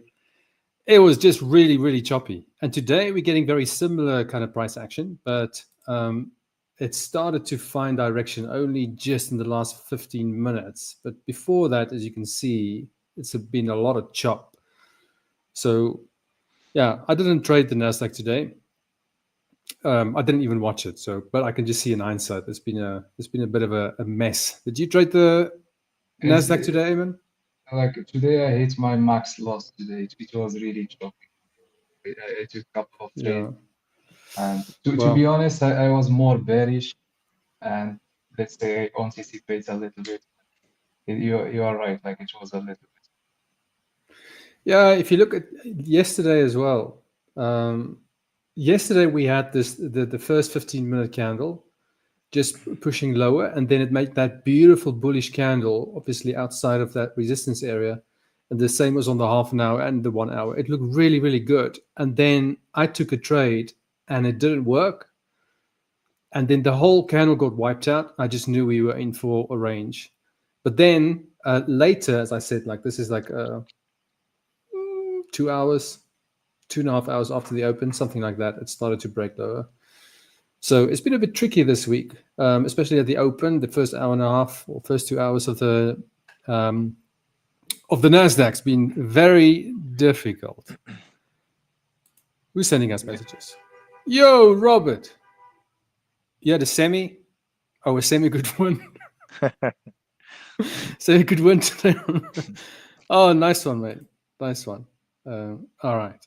Okay. Anyway, so that is the NASDAQ. So I'm not sure really. I'm really not sure what to expect here on. If you look at the daily time frame, we above this resistance level, it broke through. You got the 200 above. So it's very kind of. It's just not doing much at the moment. So I don't know. What's your thoughts on that, Howard? Do you also feel like it's not really very clear? Yeah. Short term, not overly clear, I think. But I think the fact that it's broken above that resistance line, settled back above it. Last week we had a nice kind of bullish outside week on the thing. So it does look a little bit supported on dips, but very short term. No real inclination either way, I think. But I think I'd be on the buy side. Yeah, just looking for dips. Yeah, I mean, if you look at the weekly time frame, that was a pretty strong bullish candle. And if you go over to the monthly time frame, you see this huge wick. But if you zoom out, you'll see that it bounced off that high. It found support there. Yeah. And I think that I mentioned this in a different session. I can't remember. Monthly is cleaner. The monthly time frame, maybe. That's what we said. Yeah, it's definitely a lot cleaner. Yeah. But this is now despite all the tariff news and everything else and all the tweets. The longer term time frame support resistance level seems to hold. Now, even when you zoom back on charts, right, you're not really sure what happened on that day, but you just find that it does seem to respect those levels on longer time frames. Yeah. But I didn't even look at that. A little bit similar to your Bitcoin call on the monthly, yeah. Yeah, very similar actually. Yeah. So, but on the NASDAQ, because I do scalping on the NASDAQ, so the monthly is like way out. It's not. That's long term stuff. That's very long term. Yeah, but you can see how it found support there. If you go to the weekly time frame, right, and even if you go smaller to the daily, you can see how it just found support right there. And then 2 days later we had that $5 trillion day. But I mean, I don't I'm not really interested in that and this on the longer time frames. It's just more on the short term because it gives you some sort of idea of if you can expect what you can expect on the smaller time frames, like if you want to scalp. But if you get days like this, these doji kind of days, like if you look at what it looks like on the smaller time frames, it's just a lot of ranging, and it's not very easy to trade. Definitely not easy to trade. So anyway, now for the pound US dollar. I'm short the pound US dollar, but we'll talk about that in a moment. I am short, yeah. I'm short the pound US dollar. I'll show you where I was short initially. I didn't take a short, but this was my level of interest at 1.33614, and this is why I wanted to ask you, because just by looking at these waves, I'm like, I think I probably got this one, but I don't know. But on the 4-hour time frame, this 1.336 level was the level of interest. I wanted to see how price behaves here, and I was hoping for a rejection, and then that would have been my trade to go short. But the alert actually went off yesterday in session 1. So we were just like talking about, okay, now you're at that level. Now you need to see how price behaves there. And it just broke straight through. But it found resistance now yesterday as well. This is a pretty big candle for the last 4 hours of the New York session. But I just want to go to the weekly time frame. You see that high, that's obviously the weekly resistance level. That upper shadow is always very nice to trade into. I'm not sure if that was part of what you saw. But yeah, I mean, it didn't give me that level. So, but I'm still bearish. Now it's rejecting off the weekly resistance. So the other reason why I'm also bearish is, or we'll go into the technicals just in a bit more, but you see this dollar index. I just like, I know it can fail, but for me, the point of invalidation will be the low of this candle if it takes that low out, and that may be too late, right? Like the dollar. But I'll show you exactly how I'll play that if it does break out to the upside. But yeah, I think we're still at that support level, and just if we can just get a correction, it will just be how can I put it? It's almost like it just needs to take that little breather and then continue, and then you can almost like go, okay, yeah, right. It's the dollar's gonna carry on going lower, but if it just goes lower right now, it will make it, for me anyway, very difficult to read, because you're like, it has to pull back at some point. You can scroll back on the charts as far as you want. At some point, it does retrace, and this is just a good spot for it to retrace. What do you think about that, Howard? Yeah. No, I think we don't see too much above last week's high. We may even have been it kind of thing. If you go back to the last consolidation on the same chart, one we were kind of sitting through, that last one. So you had the kind of the green reversal candle bar, and then the next week it made a new high for the recovery, but that was it. Wouldn't surprise me to see that kind of thing, where on the reversal bar, that is most of the correction. Rather than like an extended correction, purely because I think of the stage of the cycle that we're in, that we're kind of in the kind of acceleration phase, I think. Yes, you see, this is the monthly time frame. It's a very, very overextended candle. We're starting with a new month on Thursday. I just think the probability is definitely there for it to at least make an upper wick, or at least to pull back from that. But you're right, it could just continue. I don't know, but for me, I just feel like we need to have some sort of correction. What do you think about that? Or maybe, or maybe I think like when you switch to the monthly, I think maybe we could take the low of this current month. Like I'm talking about next month, like the next month candle could take the low. One, yeah. No, just the current month, like on April. Yeah, we will definitely take the low. We will definitely. Well, I say definitely. I shouldn't say definitely, but the probability is definitely. Yeah. maybe the low, and then maybe we'll get a good retracement. Like that's my opinion. Maybe we could take the low of this month, and then we could have a retracement a little bit to the 100 area, 101. So this spot. See, I don't trade the dollar index. I just use it as an indicator. But you know, it's like a support resistance indicator, something like, I don't know, like it's an indicator. I do look at it, but right now, you see, like this is that resistance level. I don't know. I'm not really sure if we can call that a high or low. It's too kind of rangy. It can very easily just drop there. It needs to actually break out here, and then you can call that high or low. It's too soon to call this a high or low. So a little bit unsure, but I think based on the daily, no, not the daily, the weekly. I mean, we are at a support level, and that is a bullish candle. So we'll see what happens for the rest of the week. I don't know. But on the pound US dollar, see, I'm short now because we're rejecting off that the weekly high. So I'm in that short, and this is where you're probably gonna think I'm crazy, but I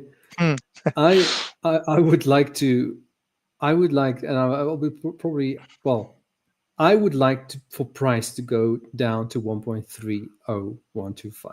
That's very low. I know. But because we're bouncing off the weekly resistance, the weekly resistance, and you know, we do need, I feel we need a higher low, which we haven't had yet. See, that was the latest higher low. So you don't think that pullback qualifies? The last pullback? No, I don't. I don't see it like that. This was just it's difficult for me. Like a higher low needs to it almost needs to break. It looks like it completely breaks the structure, and then it just makes a higher low on if you zoom out. So I don't think that is. I could be completely wrong, of course. But that's just how I view it. So maybe like another wave down just to complete the correction. That's the sort of thing you're looking at. Yeah. So we'll see how that one goes. But I just feel like if we can, and I have missed trades before waiting for a lower point. Like, you know, I love to use this as a reference, that this breakout level. Yeah, remember that? That 2-week range or whatever we've been in. We've been in a range for a long time, 2-3 weeks or something. And then we finally broke out. But that was the low of the range. And there was one occasion where it came very close.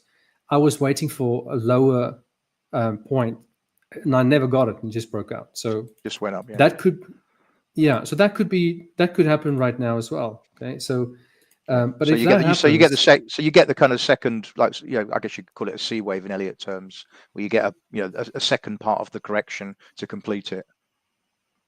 Yeah, that's right. Well, in this particular case, I don't know if you can remember on this breakout, there was no second opportunity. Yeah.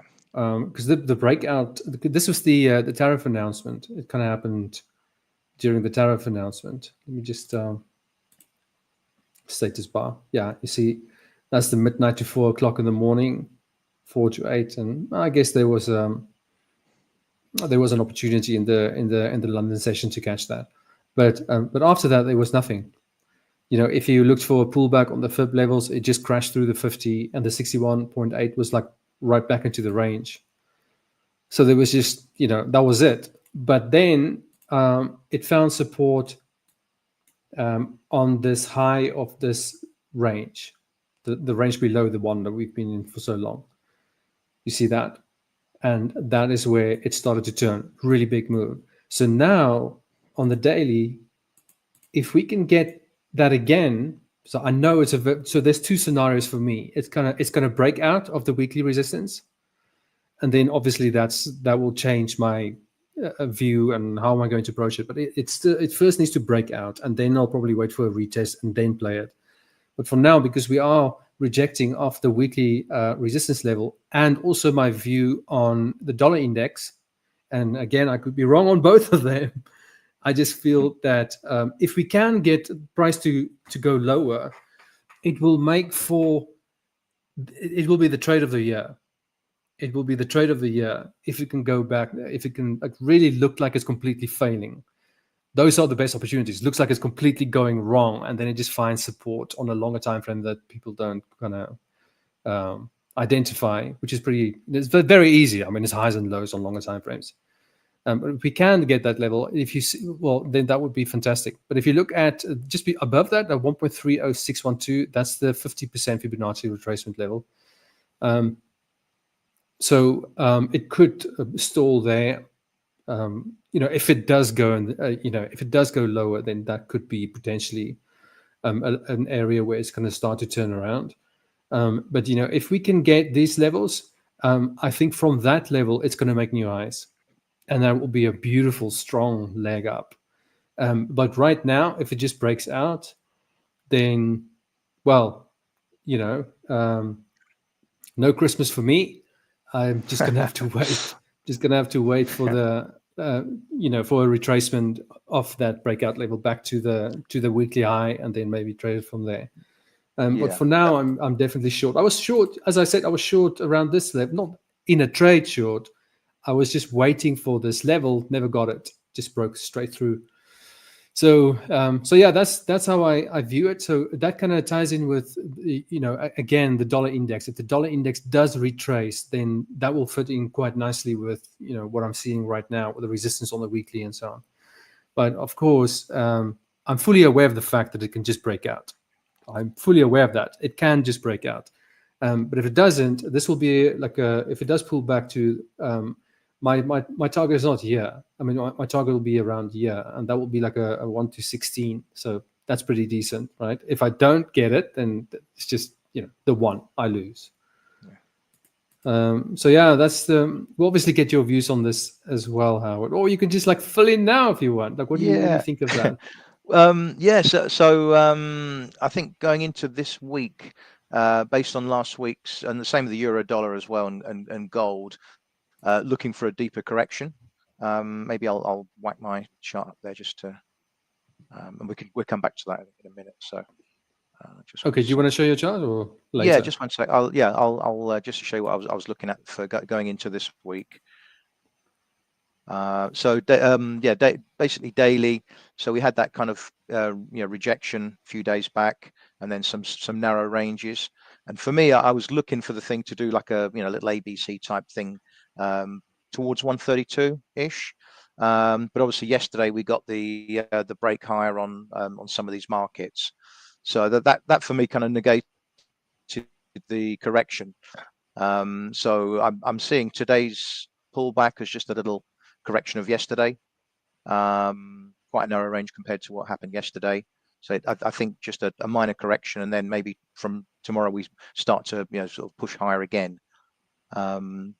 So just onto the weekly.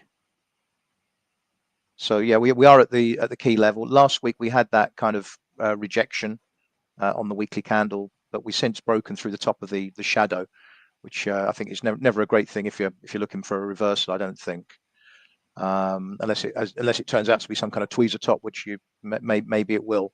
But for me, the fact is, the fact that we've got this, the big correction really was in here for me. That was the big correction within this rally.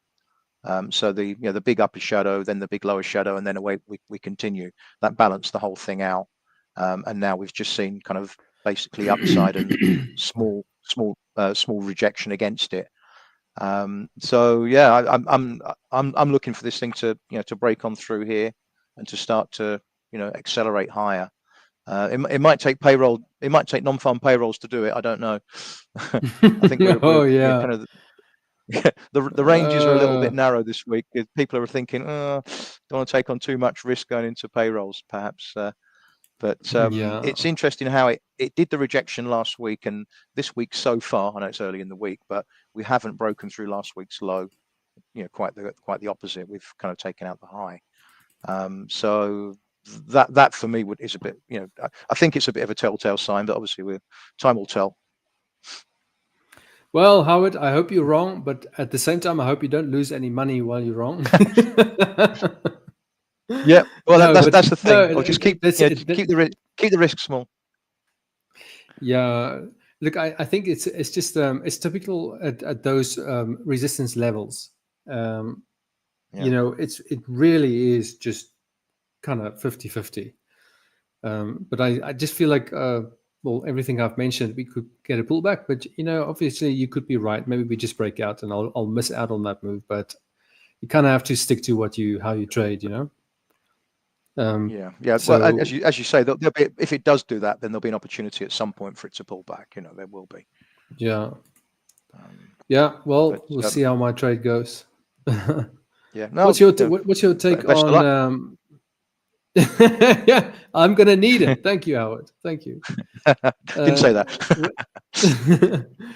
No. What's your? How do you approach like strong resistance levels or support levels, Aymane? What's your approach? Like I have, like, it depends on the momentum. So let's say I have a resistance or I have a support, and it's coming like with a strong momentum. So I want first to see, let's say, a slow of like what we are getting now. Like that is pretty strong.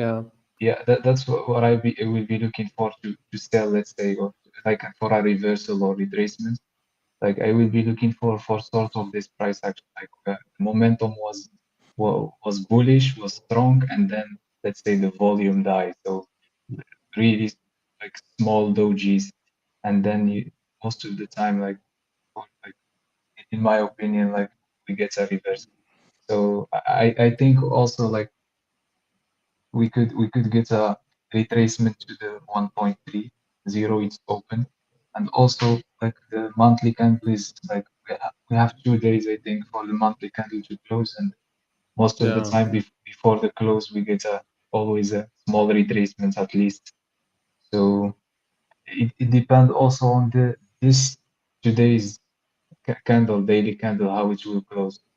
So for me, like, it's, if I can say it, like if you add like this current candle with the previous candle, it will give you a sort of tail failure. So maybe when you see it, you think like we broke this high, 1.34, but we broke it just slightly with let's say a couple of points, and then we are coming back. So if this candle closes red, we could see retracements at least to the next support. Yeah, it's I mean, but like you said, Howard, we've got that NFP. But at the same time, like the pound is more stronger. I think we talked about it with Coach Howard yesterday. It's more strong we're looking than at euro. Yeah, it's more. It kind of led the way higher a little bit, didn't it? It was. Yeah, I mean, do you prefer to? Do you have a preference for, you know, is it euro dollar or pound dollar, or does it not really matter to you? Is it just like if it sets up, it sets up? Yeah, for me, no, the euro dollar for Howard. Sorry, Howard trades the euro dollar.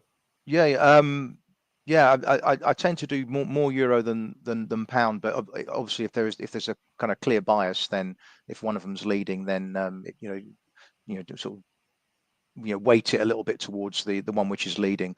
But invariably they'll do similar kind of things, but you get these moments when there's a bit of sterling news or something. I wonder if this, like, because the thing is, like, if you look at this, well, this is not quite. If you look at this this formation here, well, this is not really a pattern. I know it's a very popular pattern in stocks. I'm not so sure about Forex. I certainly haven't traded that or looked at that pattern. It's like the cup with the cup and handle. Oh, cup and handle thing. So this is a cup. So you could get like a. I don't know what's your take on that? Do you think we could potentially get something like that? For me, I don't think so. For me, purely because it's that strong, and it's I think it had its chance to break. It had its chance to break down after last week's rejection, but it's done quite the opposite. So for me, I think that's kind of negated it. So I'm kind of going with the strength. Yeah, well, that makes perfect sense. That makes perfect sense. Okay. All right. So then the other one is Bitcoin. Bitcoin is still very strong, but it's still at that resistance level. Why is that level so high now? On the daily. Have I got that wrong now? Oh, no, yeah. So if you look at the daily, we still at that resistance level. So 94 is where I took profit, but then I went short. I don't know if you know about that. I went short, yeah. I remember you saying you're looking at selling into it, I think. Yeah, I went short and I tried to take profit at 9,500. Couldn't get it. But since then, I haven't placed any trades on this because obviously, when it goes back up there, but I know we still at the resistance, so it's not. It is edging up. You could argue that this is forming like a bull flag. Yeah. Edging to the upside, so this could very easily break out. But it's to get your entry right, and also keeping in mind that you're still at that resistance level, so it could just fail there. So I think there's definitely potential for Bitcoin to make new highs. But if it just fails, maybe it goes to zero. Who knows, right? We don't know. No, I don't think it will go to zero. But anyway, so yeah, it's still at that resistance. So I'm still in limbo on this one. Just kind of wait for it to move. But this, I think it was you said that the Bitcoin is very much in sync with what goes on in the US stock market. Yeah, it has more. Sometimes it's the dollar, sometimes it's the stock market, but a lot of the time it's that kind of risk on, risk off type thing. So it's quite the stock market is relatively strong, just holding up there, and so is this. Yeah, but do you think that all the chaos that we've had in the markets with the tariffs and all of that, do you think that's all over now? Do you think we've seen the worst of it? I think quite possibly, because I think he's bottled it basically. I think he's he's basically bitten off far too much more than he can chew, and now people realize, the market realizes that there are limits to what what he says he's going to do and what he actually does. So I think they priced in the worst. Yeah, be interesting to see what happens. But yeah, I think Bitcoin is also, again, a very similar kind of important point here. It's either going to it needs to break out, but if it breaks out, then again, I need to get a retest because it's very difficult to enter in the middle of nowhere. Or the other thing is obviously like clear patterns. This is, as I said, this is a potential bull flag, and then we can expect the same move to go up if the bull flag plays out. So yeah, for now, I'm just sitting on my hands. This was the last trade I took, which was on the, it was last week. I don't know, Tuesday or something. Right, yeah, Tuesday or Wednesday. Going short then. That was so obviously the long, and I was in that trade for like a week and a half, and then that's short, and that's it. Not many trades if you trade obviously on the longer time frames. Yeah, so we'll see what happens with Bitcoin. If we go over to the longer time frames, yeah, I mean, all I can see is the resistance area, and obviously very, very strong. So it could just break out to the upside. Yeah, maybe perhaps up to the next level of resistance on that chart. Looks maybe like you might want to have a little. Yeah, that one. Yeah, that looks like a fair. 99 red balloons. If it's at 99 600, it will probably just burst through 100. I don't know. Yeah, everybody be jumping back on it again. Yeah. But for me, for now, Bitcoin, I'm just waiting. I'm just waiting to see. We need to get out of this thing. We need to either break out and come back for a retest, or maybe the resistance holds for even longer. Maybe we're going to range for even longer. Yeah, it reminds me a little bit of that. Yeah, it reminds me a little bit of that last consolidation there, where the range is really narrow, before it blasts higher. Yeah, going back a few days before the last blast higher. This one, yeah. Yeah, it started off kind of like, you know, chopping two-way action, and then as time went on, it kind of gravitated towards the high with narrower ranges. Yeah, I think this is the. I'll just draw this so you can. We'll see exactly what it is. See, we broke out of that. Yeah. Maybe that's not the way I had it. I can't remember how it was drawn. Oh yeah, there. 1, 2, yeah, because that was the touching point. This one didn't touch. Okay, yeah, that was right. So that was the double bottom and all that, and that was the range outside of this diagonal line. Yeah, that was the range. So, and this range went on for 3 or 4 days. So I think this has been ranging for a bit longer than that now. So yeah, anyway, that's my take on Bitcoin. I'm just waiting to see, like, it needs to kind of just get out of here because it's still very dangerous. You know, it looks like it wants to pop its head out, like over here, for example. Sorry, let me just go back here. So like over here, it looks like, yeah, this is it. And then you go all the way back down to, you know, from 95 to 92. And, you know, you could see a similar thing. You want to really get away from this resistance, and then things will become, you know, clearer in terms of decision making and so on. So yeah, those are the 3 markets. So I'm not sure, Aymane or Howard, which one of you wants to take over? Yeah, Aymane, you want to go? I've got a few. I'll come back with. Yeah, sure. I can share. Today was tough. Today was definitely tough.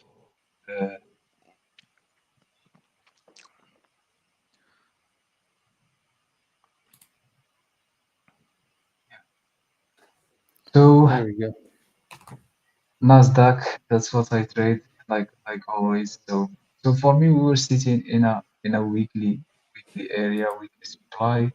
Yeah, we had this big candle from last week, which is took this previous week, create this week here and close strong. Let's close inside the supply. So this supply is 4-hour supply, and we have another supply here, weekly supply. So yeah, so the momentum from last week, it was like bullish. We were trending higher, as you can see here. Like we are trending higher, create higher highs. Here we broke this strong resistance at 19,392, and we tap into the supply, but still, like the structure, we are creating higher highs and higher lows. To be honest, I was more like selling than buying. I was more looking for sales. So I took couple trades. It didn't went into my direction. Let me show just the idea behind the trades they took. So before the NY open, we were sitting, the price was sitting somewhere here. We are in a 4-hour supply zone, weekly supply zone, and I had this area right here, this candle right here, plus this Monday supply right here, and I was looking for a retest of this area. So I was more looking for a retest here, and I entered somewhere here. It stopped me out like right after, and then I noticed that this is the first mistake I made. It was let's say news, and I didn't pay attention to the. It was, I think it was. There was Joel's job openings, I think. Oh, yeah, it was. It was jobs opening. So like it stopped me out somewhere here, and then I took the second trade. Again, the same area. I think the mistake I did today is I was too focused on shorts, because maybe it was more cleaner for me, and we had this small trend here, and I said maybe like a lot of retails, they are buying from this like you can see here, this small we touched it 1 time, 2 times, 3 times, and I was expecting, let's say, the break of this trend to go to this trend line to visit the 18,900. So my bias was bearish, and then I took another trade somewhere. Yeah, I took another trade right here. After this candle here, I took another trade here, and I added more. I think I have the recording if I can show. Like, and then I added more, and it stopped me. Like direct, it stopped me out of the trade. So not a good day, not a good day for me. But yeah, it is what it is. This is how the market will not always respect. But I think, I mean, the short bias wasn't a bad one. Maybe did you just get in too low? Because, like, if you don't mind, I'll just quickly share my screen and then for 2 minutes, and then you can just take back. But if you look, yeah, right. So I'm not sure if you can see that. Can you see that? With that, Yes, maybe I'll yes. try to zoom. Oh shit. Oh, I already switched over. Sorry about that. Let me just. Okay, so there's the you. So if your bias was short, you know, there's your resistance on the 15-minute. So there were definitely a couple of opportunities. I'm not sure exactly where you tried to go short. Was it more in the middle somewhere, or because there were some good short opportunities. Obviously, as I've mentioned, I didn't trade that today, but that would have made sense if you focus on short at the resistance. Or did you? Where did the market open? Oh, the market opened pretty strong, and then it pushed. Okay, this was the resistance here as well. Is that what you were seeing? Yeah, this is like my, let's say, source of this area there. So there was my first short, because like, let's say we failed to break higher in the pre-market. Let's say on the Asian session and London session, we were not trending stronger. So for me, like, we failed pre-market to create, let's say, to break, and we came stronger and we create like a couple of weeks. So for me, like, I was expecting just my A plus setup, like just come back to this resistance where we should, and just short from there. But because the way that sorry, you can take. Sorry, you can share your screen again.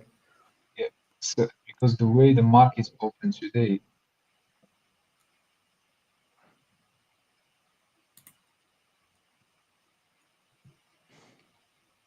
Yeah. Because gradually working higher, isn't it? Gradually, no aggression, but slowly and surely grinding higher. Yeah. Yeah. For me, the idea of the shorts simply, like, we will check. It's from yesterday. So yesterday we broke like the 19,500 level, and then like we came back to the range. We broke, and then like we came stronger again. We failed to break. We failed to break, and then we started going lower. So for me, just I marked the resistance, my supply, and I was waiting for this resistance here. The idea of it is at least breaking this trend line here. So this trend line with like was tested multiple times. So from the resistance or the supply, like come back to break at least a little bit of this trend line to test more deeper this demand zone. And also the context also of it, like we were sitting in a supply zone, and on the daily, like let's say that the momentum start to slow down. Like we had like big candle here, and then we start to slow down. So I was expecting at least retracements to this area right. So yeah, and the second trade was more of, let's say, the same supply zone. Just waited for, where is it? Maybe my stop loss was tight. I can actually show this trade.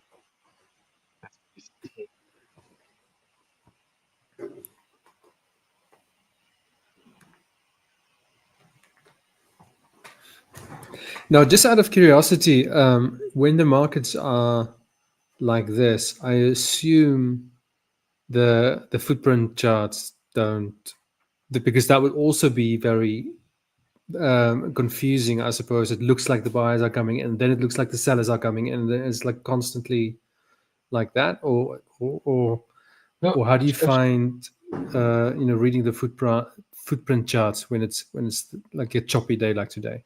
Because I don't, obviously, you'll know better than me. I don't look at that. Actually, it's funny because today my footprint was not working, and normally I should not trade, but like on choppy days, like it depends on your target, your entry and target. Because even in choppy days, like if you are using the 5 minutes and you scalp on the 5 minutes or 1 minute, you can get a 10 to 20 points. Yes, because like if like for someone who never used, let's say, the footprints and the delta, like even in a trendy day, you will see like buyers, sellers. So it depends how you interpret the clusters you're seeing. Okay. But definitely on choppy markets is tough. It's tougher than when it's trendy. So when it's trendy, or let's say we have a reversal, like the delta is working much better. Like you can see, like squeeze higher volume and then big cluster, maybe volume go lower and then a reversal. So this is the type of setups I like to take. But yeah. The thing about the NASDAQ is sometimes like it can be really choppy the whole week. Like the whole week looks like that, or it will be choppy like for most of the session, and then there will be like a brief period where you get a move, and then that's it. That was the move.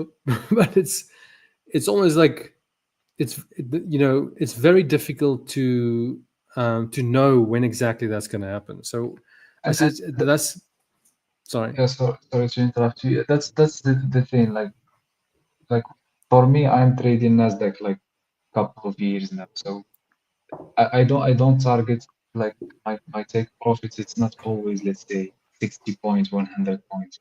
Sometimes like you can see me like my recount is I'm more scalping like just 10, 15, 20 points. And like, especially as you said on the NASDAQ, there is few patterns that the NASDAQ respects, or at the open, like take one direction and never come back. Or sometimes like we stay in a range until let's say the 10 a.m. candle, and then we break. Maybe that's what you mean by I mean, this is why I mean, even yesterday, like did you find yesterday also choppy or not really? Actually, yesterday I was in the good side of the market because I sold the NASDAQ from where I think you answered by. I sold from that drop? That drop, So I, as I said to you, I got one trade in session one, and that was a losing trade, and I showed you that week, right? Mm-hmm. And then nothing else lined up. When I say nothing else lined up, remember I looked for at least two of the longer time frames, so at least two out of the like the 15 minute half. Yeah, like so when it's really choppy, you just don't get them to line up, and it keeps you out of the market. So for me, it's a very, very, very good filtering system to stay out of chops. So when it started to move, and I think it was like literally probably a half an hour after the first session ended, or maybe 15, something like that. It was after the first session. Then finally, there was the 15 minute and the half an hour was lining up, and then there was a break on the 1 minute with a retest, and beautiful. I mean, I wonder if I can. It's going to be difficult now to obviously I'm going to have to show you a different sorry, Howard. That's all right. I'm listening. Okay. I want to just so this is for today. I just want to see the time of when that happened. But yeah, I'm just saying, like if you look look at the longer time frames, that definitely it helps me. I'm not saying that's the ultimate answer, but for me it definitely holds me out of really nasty markets, because you need some sort of consistency. It's like if you don't get that at least 2 of the 3 time frames. Oh, sorry, let me just show you. See, this was the. See, this is finally when it broke out. This is when my my live session ended in session 1, 16:45. That's when it ended, and 15 or 20 minutes later, I finally had the 2 time frames lining up. There was the breakout and the retest, and there was the move. You see what I mean? Yeah. So yeah.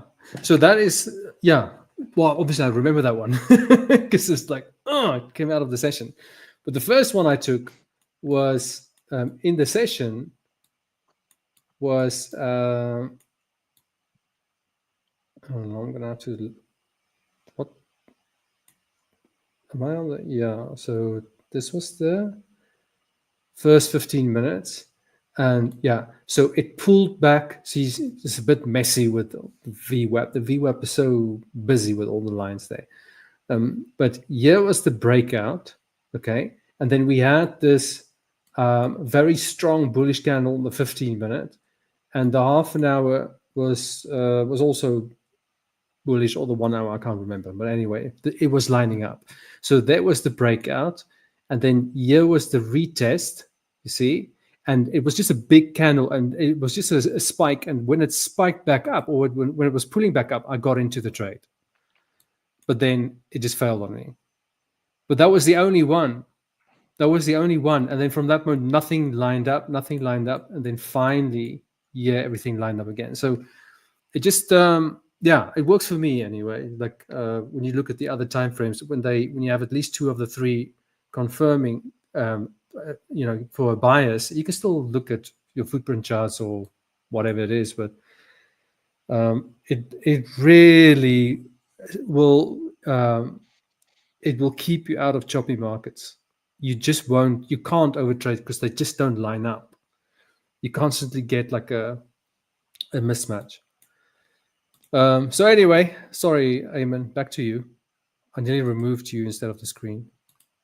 Like for me, like I have, let's say, just when I can read the candle, I know sometimes like there is high probability then we will be in a ranging market. Oh wow, look at that. We got a nice little push there. Yeah, finally. On the NASDAQ.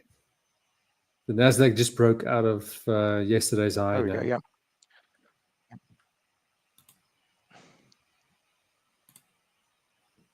You see that, Aymane? Yeah. Do you take it? I think I'm adding you and you're removing it or something. Oh.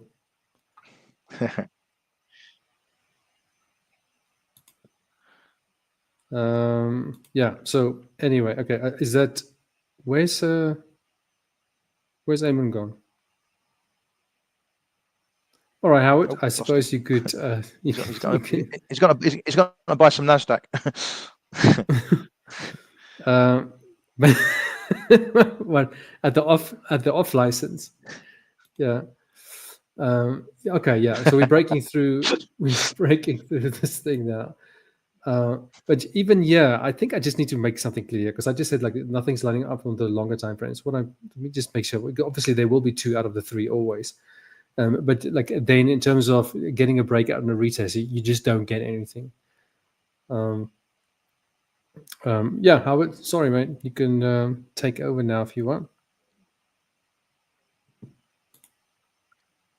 Yeah. So on the currencies, a bit of a whipsaw day for me on euro dollar. Aymane's coming back now. That's right. Yeah, Welcome actually, back, I'll let Aymane. I'll let you guys finish on the stocks, and I'm sorry. This is second time this week. Like instead of click presents, I leave. Oh, that's all right. Yeah, I've done that before. But Howard's case is slightly different. They tried to place a trade, then he kicked himself out. So this is the pound US dollar. Yeah, this is not a good time. We'll see what happens here. Anyway, I would just like Howard, but don't you think like if the pound US dollar can come lower, it will present just such a beautiful trade? I know it's like, according to how you view it, it's probably not likely, but if it can, that'd be great, right? Yeah, exactly. I mean, I think for me, as long as we're really above 132, I don't think much lower than that, then I'd be a little bit concerned. But I think as long as we're really above 132, I think it still seems to be pretty good to attack it from the long side. Yeah.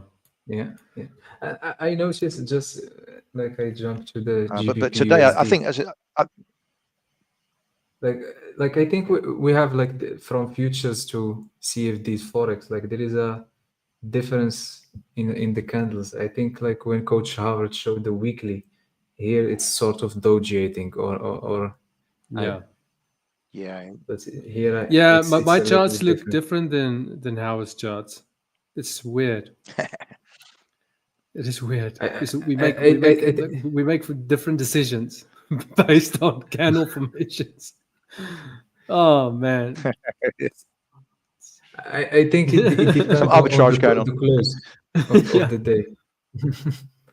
Sorry, Howard. The daily close. I think it depends on the daily close. Some broker they close the time. Candle at, yeah. Some do midnight. Some, and of course you got different time zones, and some are 10 o'clock, some are 11 o'clock. Bit weird. Yeah. So just one last thing before I finish. Just we talked about how we notice that it's gonna be, let's say, a choppy market. For me, when this type of candle here, like here, this candle, it took this previous week, close bearish. Next candle, it took this previous week, close bullish. So when I see sort of these two candles here, I know that we're gonna stay like in this range. But I didn't notice it early into my session. So, but so that's it for me for the NQ. All right. What about the? You only trade NQ, right? You don't trade the ES or the YM. Actually, like they are moving similar. Like if we check the ES, sometimes ES is more cleaner in terms of the price action than the NQ. Like for example, now let's see the NQ. You see the NQ, we just broke the high, but just by a little bit. But on ES, you can see that we broke, let's say, a little bit more. Also, like sometimes, like I use just to compare when I want to trade. If sometimes the NQ took the high, but the ES failed, like for me, I don't consider, let's say, the NQ broke the structure. It's more of, let's say, it's a failure. So sometimes I use both just to see, let's say, the break, if it's a real break or just a failure, because most of the time, and you can backtest it, is sometimes on the NQ or the ES, one of them we took the highs, but on the other we didn't, and just we fail, and then we reverse. So sometimes it's helped like this comparison between the NQ and the ES. So let's see the gold maybe. So gold is quite interesting. Like yesterday we tapped into this resistance right here, and then we came back to this range. It looks a little bit messy on the daily. Like we are holding this 3,293 supports and this resistance here above it. So we are between this support right here and this resistance on the intraday levels. So we had this supply here that we respect on the easing session. Like my entry will be somewhere here after we took this previous week close bearish, and then you can see here the volume decrease like 2-3 times than here. If you can see here, the volume was high, and then here the volume, let's say, slow down. So yeah, I think like if you go to gold while you're on there, if you go to the daily time frame and you just look at the last like camel's back, which like a little hunchback thingy, that level is 3166. If you look at level 3166 on the daily time frame, Can you see 3166? Yeah. Oh, the previous high. Previous high before it broke out so strongly. Yeah. Yeah. You see that 3166? Yeah, 31 or 3166. 3166 is much lower. Much lower. okay, 3166. The swing high before it. Yeah, the swing high. Yeah. Okay. So yeah, So you see my levels are always across it. extreme. Yeah. See, that is definitely also a very, very strong support level. I think the support level where it's right now, obviously for me, we in a kind of on the daily anyway. We've been in a range for the last 5 days. We had that very strong rejection candle, which was the first strong rejection candle. You know, apart from I would argue the 3rd of April. The 3rd of April was also on the daily time frame.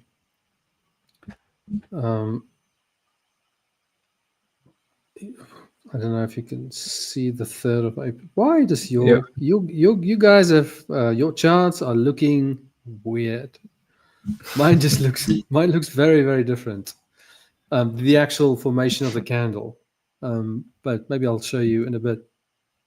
Excuse me, but before we do that, I just wanted to ask you, Aymane, have you traded the YM or the Dow Jones? Like maybe 2 years ago, it's too volatile for me. Like NQ, it's volatile, it's in the middle, but the Dow Jones, it's too volatile. So, but for me, like it's similar, like a little bit of similar. Not like NQ and ES, but it's actually considered because I mean the tick or the point per the dollar amount per tick or point is much lower, so it kind of it moves. It is actually slower in that regard. It's actually slower in that regard, but yeah, I think the S&P and the NASDAQ is definitely very, very similar. But the NASDAQ for me is like the one that will definitely give you your take profit quicker. If it's on, it moves. It can really, really move. Like right now, well, not exactly right. If you look at the 15-minute, it's definitely been trading up the last 4 candles there very strongly. Yeah. Yeah. So I'll show you what I mean on just the difference in charts on gold, right? Just have a look at this. And this is why I said this is the only previous time when gold had a pretty strong reversal candle over here. See that one? Yeah. This candle with a big upper wick, lower wick, and then it traded lower and it found support. At the latest camel's back, right?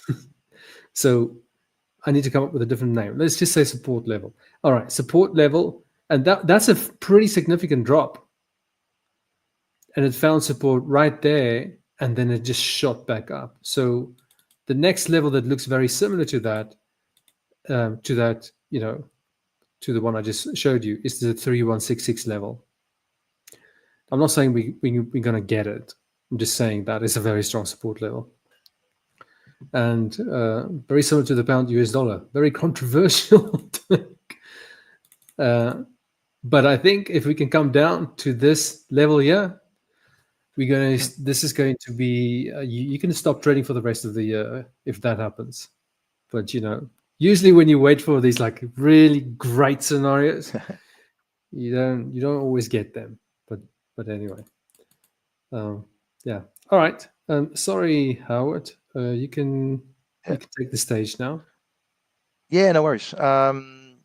Okay, so let's just on these currency markets. Last couple of days has been a little bit choppy. Let's have a look at the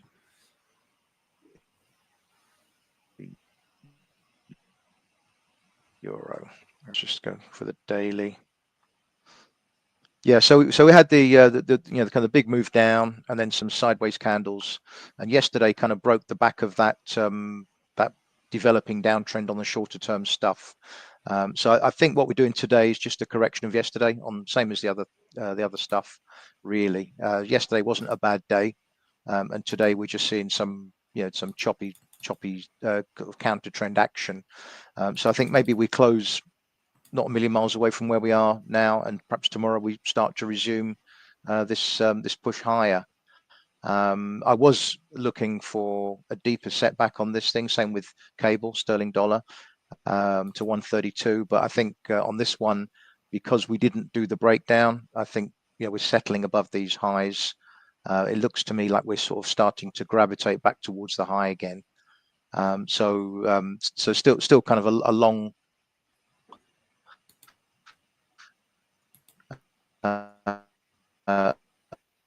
a long bias for me, bullish outlook that I've got, in that we are in this new bull market for euro dollar. We've just last couple of weeks we've settled above the previous swing high on a weekly chart, so we're just literally just doing the typical kind of couple of weeks just going nowhere, just unwinding that last thrust higher, which is what we did then. And I think we just go sideways before we break again, and that move again will surprise everybody, I think, once we get the acceleration higher. But in the short term, we're just doing a little bit of chop. I don't think it's a failure and that we come back into this range. I think this is for real. This is the real kind of the real deal. Broke above these pretty strong resistances here, and the last couple of weeks we've literally just settled above it. So I think it's just a consolidation, a bullish consolidation, before we go again. So that's euro. We look at sterling, dollar yen. We had the basing at the weekly level. It's a bit weird. And so the day lost me chart for a second. Second now, with a bit of luck.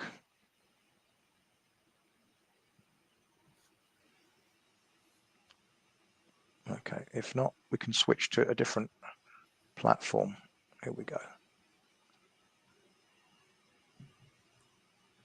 Okay. So daily. There we go. Quick look at. There we go. Let's try that one. Dollar yen. Okay. Get rid of some of that rubbish. 1 second. Tariff news origin. Got that. Okay. There's our friend the ATR. Get that out of the way. Yes. So dollar yen on the weekly. So we had the. Oops. Let's try that one. We had the basing at the major support level here on the weekly. So you can see the nice kind of rejection candle there to the upside. But so far this week we've erased quite a lot of the rebound, and I think what we're going to do, we're going to be gravitating back towards these levels, and eventually it's going to break. We're going to see this thing much lower. The long-term view on this thing is that is a major top that we've been building for quite some time now. Bit of a double top or a funny sort of head and shoulders, whatever you want to call it. But the break point is down here. Yeah, a bit of a hunchy one. Bit of a Quasimodo top. But I think I guess it's quite natural to see a bit of the buyers coming in here, or people covering their shorts. We had a good 3-week down session here, boom, boom, boom, and then an attempt on week 4, and then back up again, a bit of short covering. But this week so far, I with the other ones, I expected a bit of early strength on the Monday or the Tuesday kind of thing, to see this thing start to reject a bit higher, and then perhaps topple down later on during the week. But it just seems that there's no real demand on this thing on a longer term basis.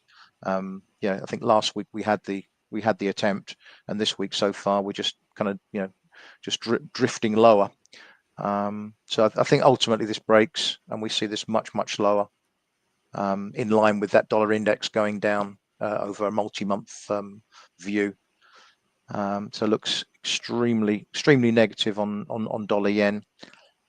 Onto the daily. So the daily.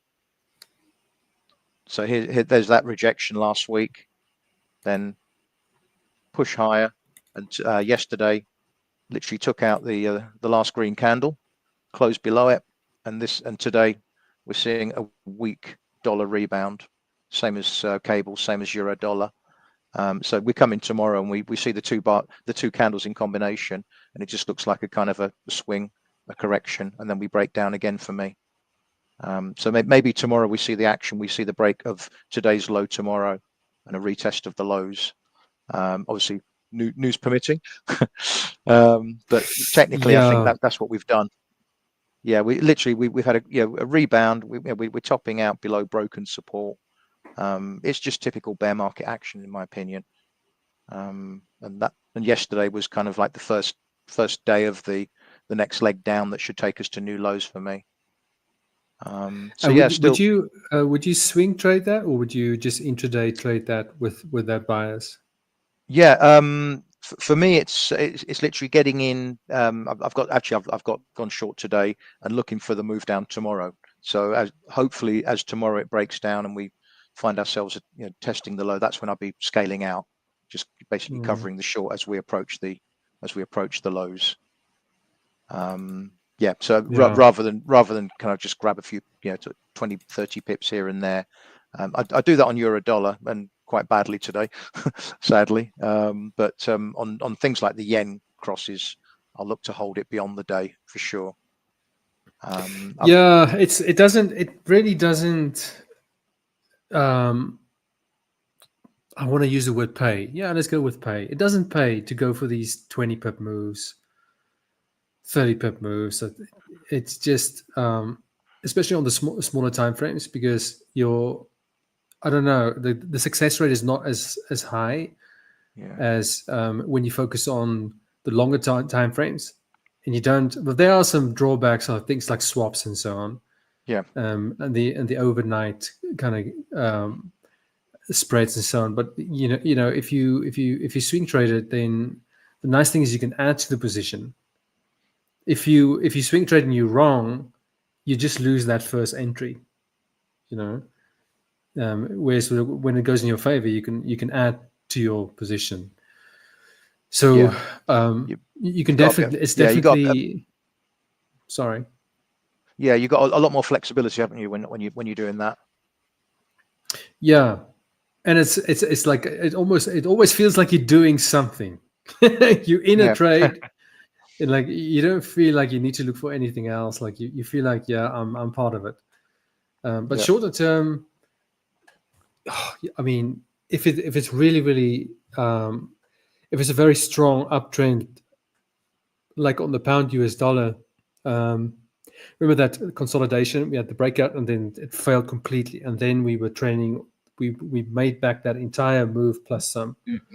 This V shape, we got this V shape. Yeah, like when you find yourself in that kind of situation, they're very good to for intraday trades. You can take the whole ATR, but it's not always that straightforward or easy. They don't always set up that nicely. It's usually very difficult. Usually it's very tricky, and I think they tends to be a lot more comfortable when you're doing kind of beyond the day. You're not kind of feeling every single move, which can be quite good sometimes. It's not kind of like life and death. You're glued to the screen. Life and death. Yeah, it's obviously slightly different with when you scalp. Then, I'm just in the trade for a few minutes, but I don't like to trade for long. Like honestly, if I can just trade for 40 minutes, then that's good. Maximum, maybe like an hour and a half, something like that. That's it. Same. I have also like a rule, like 1 hour, 30 minutes max for intraday and scalping, because more than that, I will start doing just taking bad decision, because yes, scalping and it's tough. It's definitely tough than swing trading. In terms of the swing trading, maybe the probabilities, like if we are taking, let's say, talking about, let's say, 100 trader and we took 100 scalper and 100 swing, maybe we could see like a good percentage of swing trader are more profitable than scalpers. Yeah. So yeah, no, that's a fact. That's an Yep. actual fact. Yeah, look, there's a there are studies that was done on this. I'm not sure if you are aware of this, but they've done studies on. Yeah, so these they've shown. Sorry, I just need to make a. Sorry about this.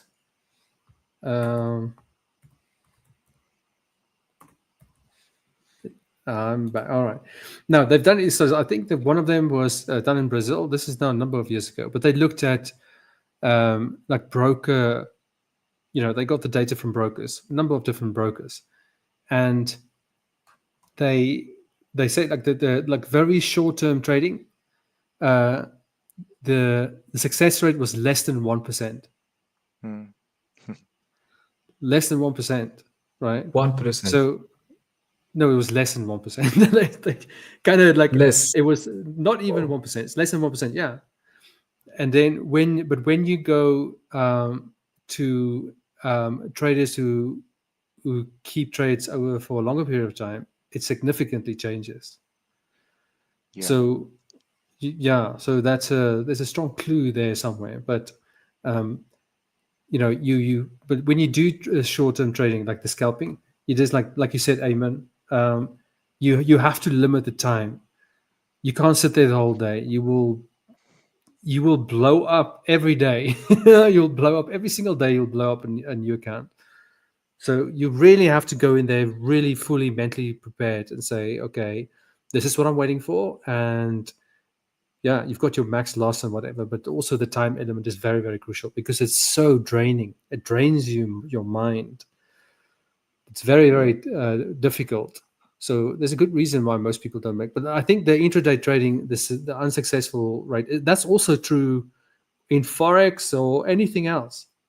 I lost hair because of scalping. You lost lost hair. Yeah. Oh, nice. Yeah. I think the intraday charts, there's a lot more kind of noise on it, a lot more random stuff on it. Whereas on the daily and weekly, it tends to be a lot smoother.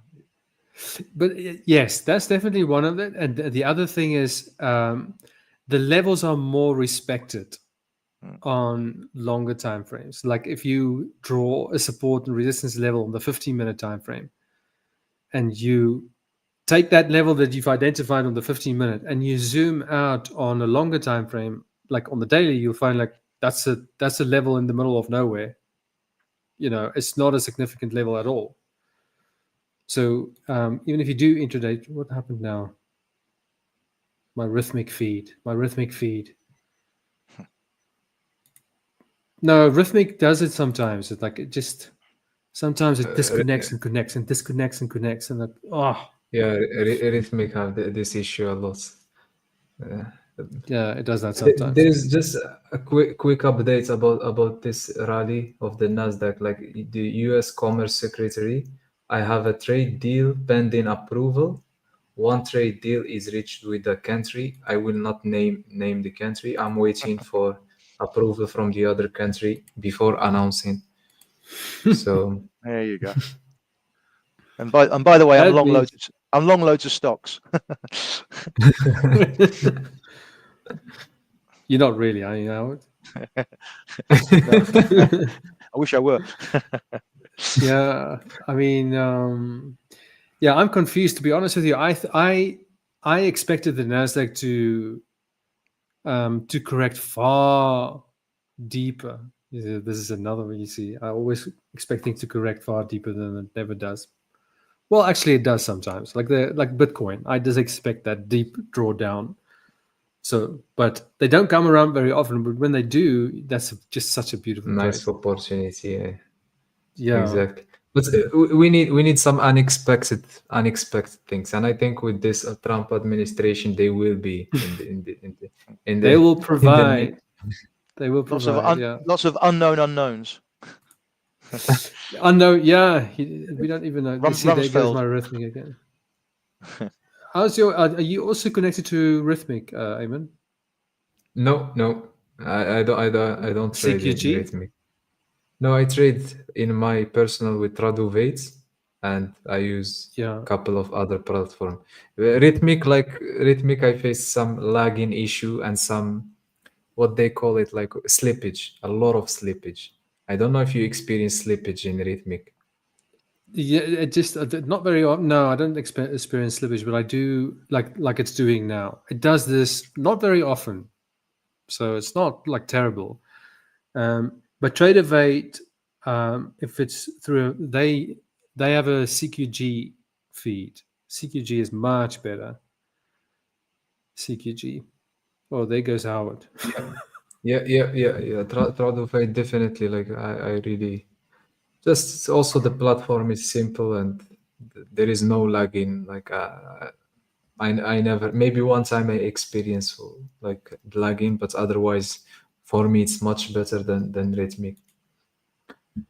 Yeah, it definitely. There is also like Quant Hour. I don't know if you tested. Yeah. No, I've like Quant Tower. Yeah, I've messed around with them. The thing is like the thing with Quant Tower is if you want VWAP and volume profile and so on, you have to upgrade. You have to pay for it, right? Yeah. But with what I'm using it's free, so you don't have to pay. You know, the only thing when you have to pay is when if you want to place the trade on that platform. But if you just want to use it for analysis, if you just want to look at volume profile and VWAP and that kind of stuff, then it's free. So, but Quant Tower and most others, you have to pay like $50 a month or something, just for volume profile and VWAP. It's like that's crazy. Welcome back, Howard. Hey, I'm back. I'm back in the room. Looks like you also kicked yourself out. I kicked myself out. Yeah. One thing just to show on the on that dollar index chart, the long-term chart is just where we are in the cycle to where I think we are. Let's just get the thing come through. Yeah, so this is the dollar index. So we'll see monthly. So I think we're kind of like here in the cycle. If you can see back in 2002, when the top formed. So we had 3 pretty big monthly bear candles before we saw the correction. So we've had, I'd say 2 so far. That's the dollar maybe index, it needs right? one more before we get a decent. Yeah. So that was the kind of the double top in way back. First leg down, first correction, and then we started to do the trend. So I'm thinking maybe something like that where we get next month is another downer, and then we can start to consolidate into the summer. And then you can literally target that low, that B. You've got that B on the chart. See that B leg? This one. I can't see your cursor. There is a lot of B. Yeah, that's a strong area. that level. It can very easily go. It can very easily go down there. But the bit. I mean, it's a long way away. Yeah, but and it can probably very end easily up go basing there as well, I imagine. Yeah, so that's why, like, I just feel like if we can just get that. Yeah, just look at how. Sorry. Yeah. Sorry. Yeah, because we're just literally just breaking through the support now. Whereas here, it went a good way below it before we got the bounce. So yeah, we'll see. But for me, this is where we are in the cycle for me, and that's why I'm so aggressive and jumping on dollar shorts whenever I get the opportunity. But not like kick the dog type of aggressive, just trading with size, right? Oh, I'm going to shut my. I'm going to Yeah. shut my my motive wave off because this is Rhythmic keeps doing this now. Yeah.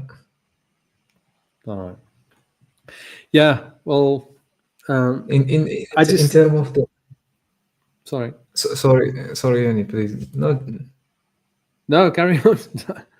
No, just I want just to check on the calendar of tomorrow what we have, so I will not Oh, forget. So we have ADP tomorrow, so we have ADP tomorrow at 8:15 Eastern time. US Treasury, we have GDP, so we have like it's packed with red folder news. We have US consumer at 10, and we have like the Meta earning, so it will impact the NQ. We have eBay, Microsoft earning, so it's tomorrow is packed with earnings and a lot of news. And okay, yeah. Core PCE, that's the one. That's going to be 15. No, sorry, half an hour into the open. Oh, I hate these news events. I really hate it when there's a news event after the New York Open. Usually they all come out before the New York Open. And that's great. But sometimes you get them like at really awkward times, like half an hour after the Open. Like, what are you doing here, man? Get up half an hour earlier and like, just release the news. Yeah. Release the news pre-market is better. Yeah, it should just be one time for news only. That's your slot, you know. Yeah, but I think like we would like the news to come out like on a Friday evening, like everything, the whole core lot. CPI, like NFP, everything, just come out, and then people can sit over the weekend and think about what to do, and then Mondays is total chaos, and the rest of the week is all fine. Just do it the weekend, you know, just get it out the way. Yeah, we get the gap on Monday, and then we just get on with the week, you know. That'd be great. I wanted to ask you, like, Howard, do you typically focus just on? Well, actually, you've also looked at the dollar CAD. Like, what's your take on the dollar CAD lately, or is that not something on your radar right now?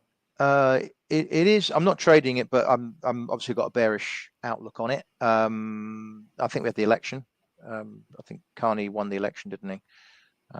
We've had the. Let's just get my chart on there.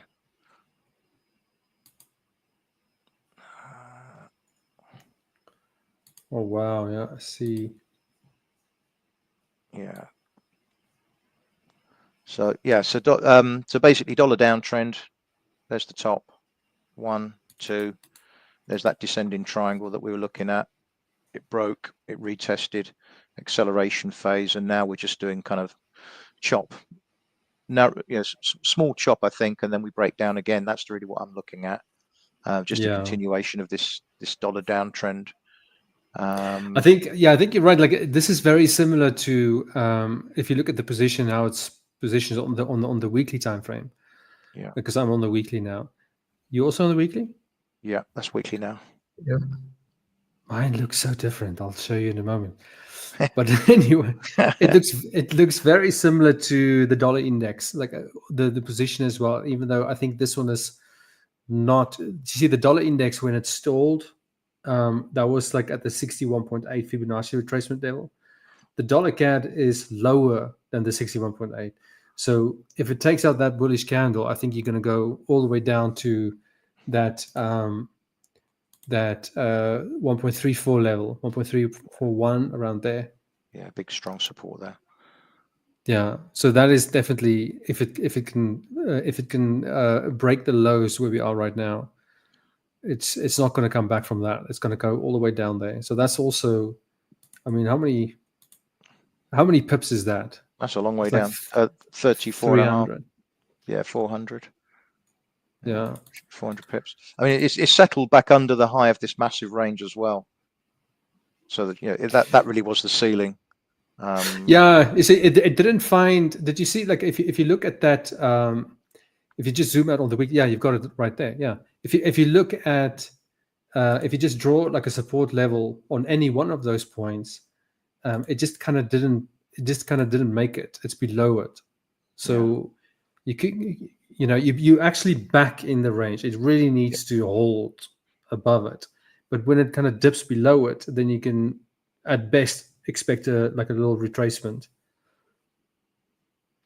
And then just I would have thought if you from a bullish perspective that this particular week when they had that long lower shadow, that might have been the opportunity to base out and go up again, but it didn't do it. You know, if you were bullish and that would have been okay, great, long lower shadow, you know, end of the correction, away we go. But no, it just continued, and now we're just consolidating those losses. So yeah, I don't think there's too much on the upside on that one. No, but do you think where's the kind of equilibrium point for the US dollar? Do you think there's a value that you have in mind, or is it just I just look at technicals? Yeah, same. So yeah, no, I just think that we are in a long-term, multi-month, if not multi-year bear cycle. We've had the bulls have had it so good for so long, and I think we're in a long-term bear cycle for the US dollar. Obviously, the dollar CAD does its own thing. You've got this massive kind of range here, some big highs here. Yeah. So it's quite a. But it just found resistance there beautifully as well, right? Like every single time. That's just like three touches, like on the longer time frame. Yeah, that's big moves. Big moves. Plenty of opportunity there. Yeah, but this is the weekly time frame, right? Yeah. Yeah. So if you focus on if you see something like that, and you go to the 4 hour and the daily, and you just play it like you usually do, and add to the position, you can build up a really, really nice, and without increasing your risk, because every single trade is managed individually. It's independent from the previous one. So then you can really snowball a position. But yeah, as long as the swaps don't eat you alive, like if you go into a range, you pay the interest is very expensive. Yeah, I'm not too sure about the differential between US and CAD, but certainly on things like the yen. But the swaps are. Wasn't that like they had a negative interest rate, wasn't it? Yeah. They actually paid you for borrowing money. This was many years ago. I'm not sure that's definitely not the case anymore. But do you remember that? Yeah. A lot of the major economies went. Yeah, starting with Switzerland. What's it like living in Switzerland? I've never been there. I've heard it's a lovely country. Everything is good about it, except for it's quite expensive, I think, compared to a lot of places. Really? But it's a lovely place, really nice. Very peaceful. Peaceful, yeah. Some might say a bit boring. In terms of taxes. Taxes. What about taxes? Just depends on where you are. They do it on a kind of cantonal or state level. So there are some where you pay like next to nothing, and some where you pay too much, kind of thing. And if you are if you're like a multi-millionaire, then you can kind of like negotiate your own taxes as well. So a lot of them, a lot of people do that. They come to Switzerland and they say, right, I'll give you like a couple of million a year. Yep, done deal, and that's that. And it's legal. Yep, totally. Damn. Okay, I didn't know that. Switzerland. Where are you based, Aymane? Now, currently, I am in Poland. Oh, in Poland. Yeah. Now I am in Poland, but most of the time I'm between Poland and Netherlands. But I'm originally from Morocco. Oh, okay. International. Poland. Do you guys like speak the same language? Because Poland, the Polish. How did you learn to speak that? Because it sounds like take some time to learn a new language. I don't speak Polish. Like it's been just 2 years I am here, so I'm not speaking Polish. No. But they don't really speak English either. Actually, yes. Actually, maybe broken English, but bit of Russian, bit of Russian, bit of German. Okay, it's interesting. Yeah, actually, yeah. That's very interesting. All right, but I Yeah. think that's probably a wrap, ladies and gentlemen. Sorry to interrupt. Did you want to say something, Aymane? No, I want to say just send you, like England, I think. Robert's coming to Switzerland. Excellent. I look forward to seeing you, mate. Oh. Yeah. No, I'm in South Africa, so I'm Okay. very far from you guys. Different continent altogether. I've been to Joburg. My African brother. Joburg. Yeah, I think if you go to South Africa, you need to go to Cape Town. That's a very beautiful place. But yeah, next time. Okay, but listen, I think that is time. Howard, Aymane, always nice to see you guys. Have a great evening. Robert, always nice to see you. Thank you. To all the viewers, thanks for watching. Have a great evening, and we'll see you all tomorrow. Cheers. See you guys. Take care, guys. Cheers. Bye-bye.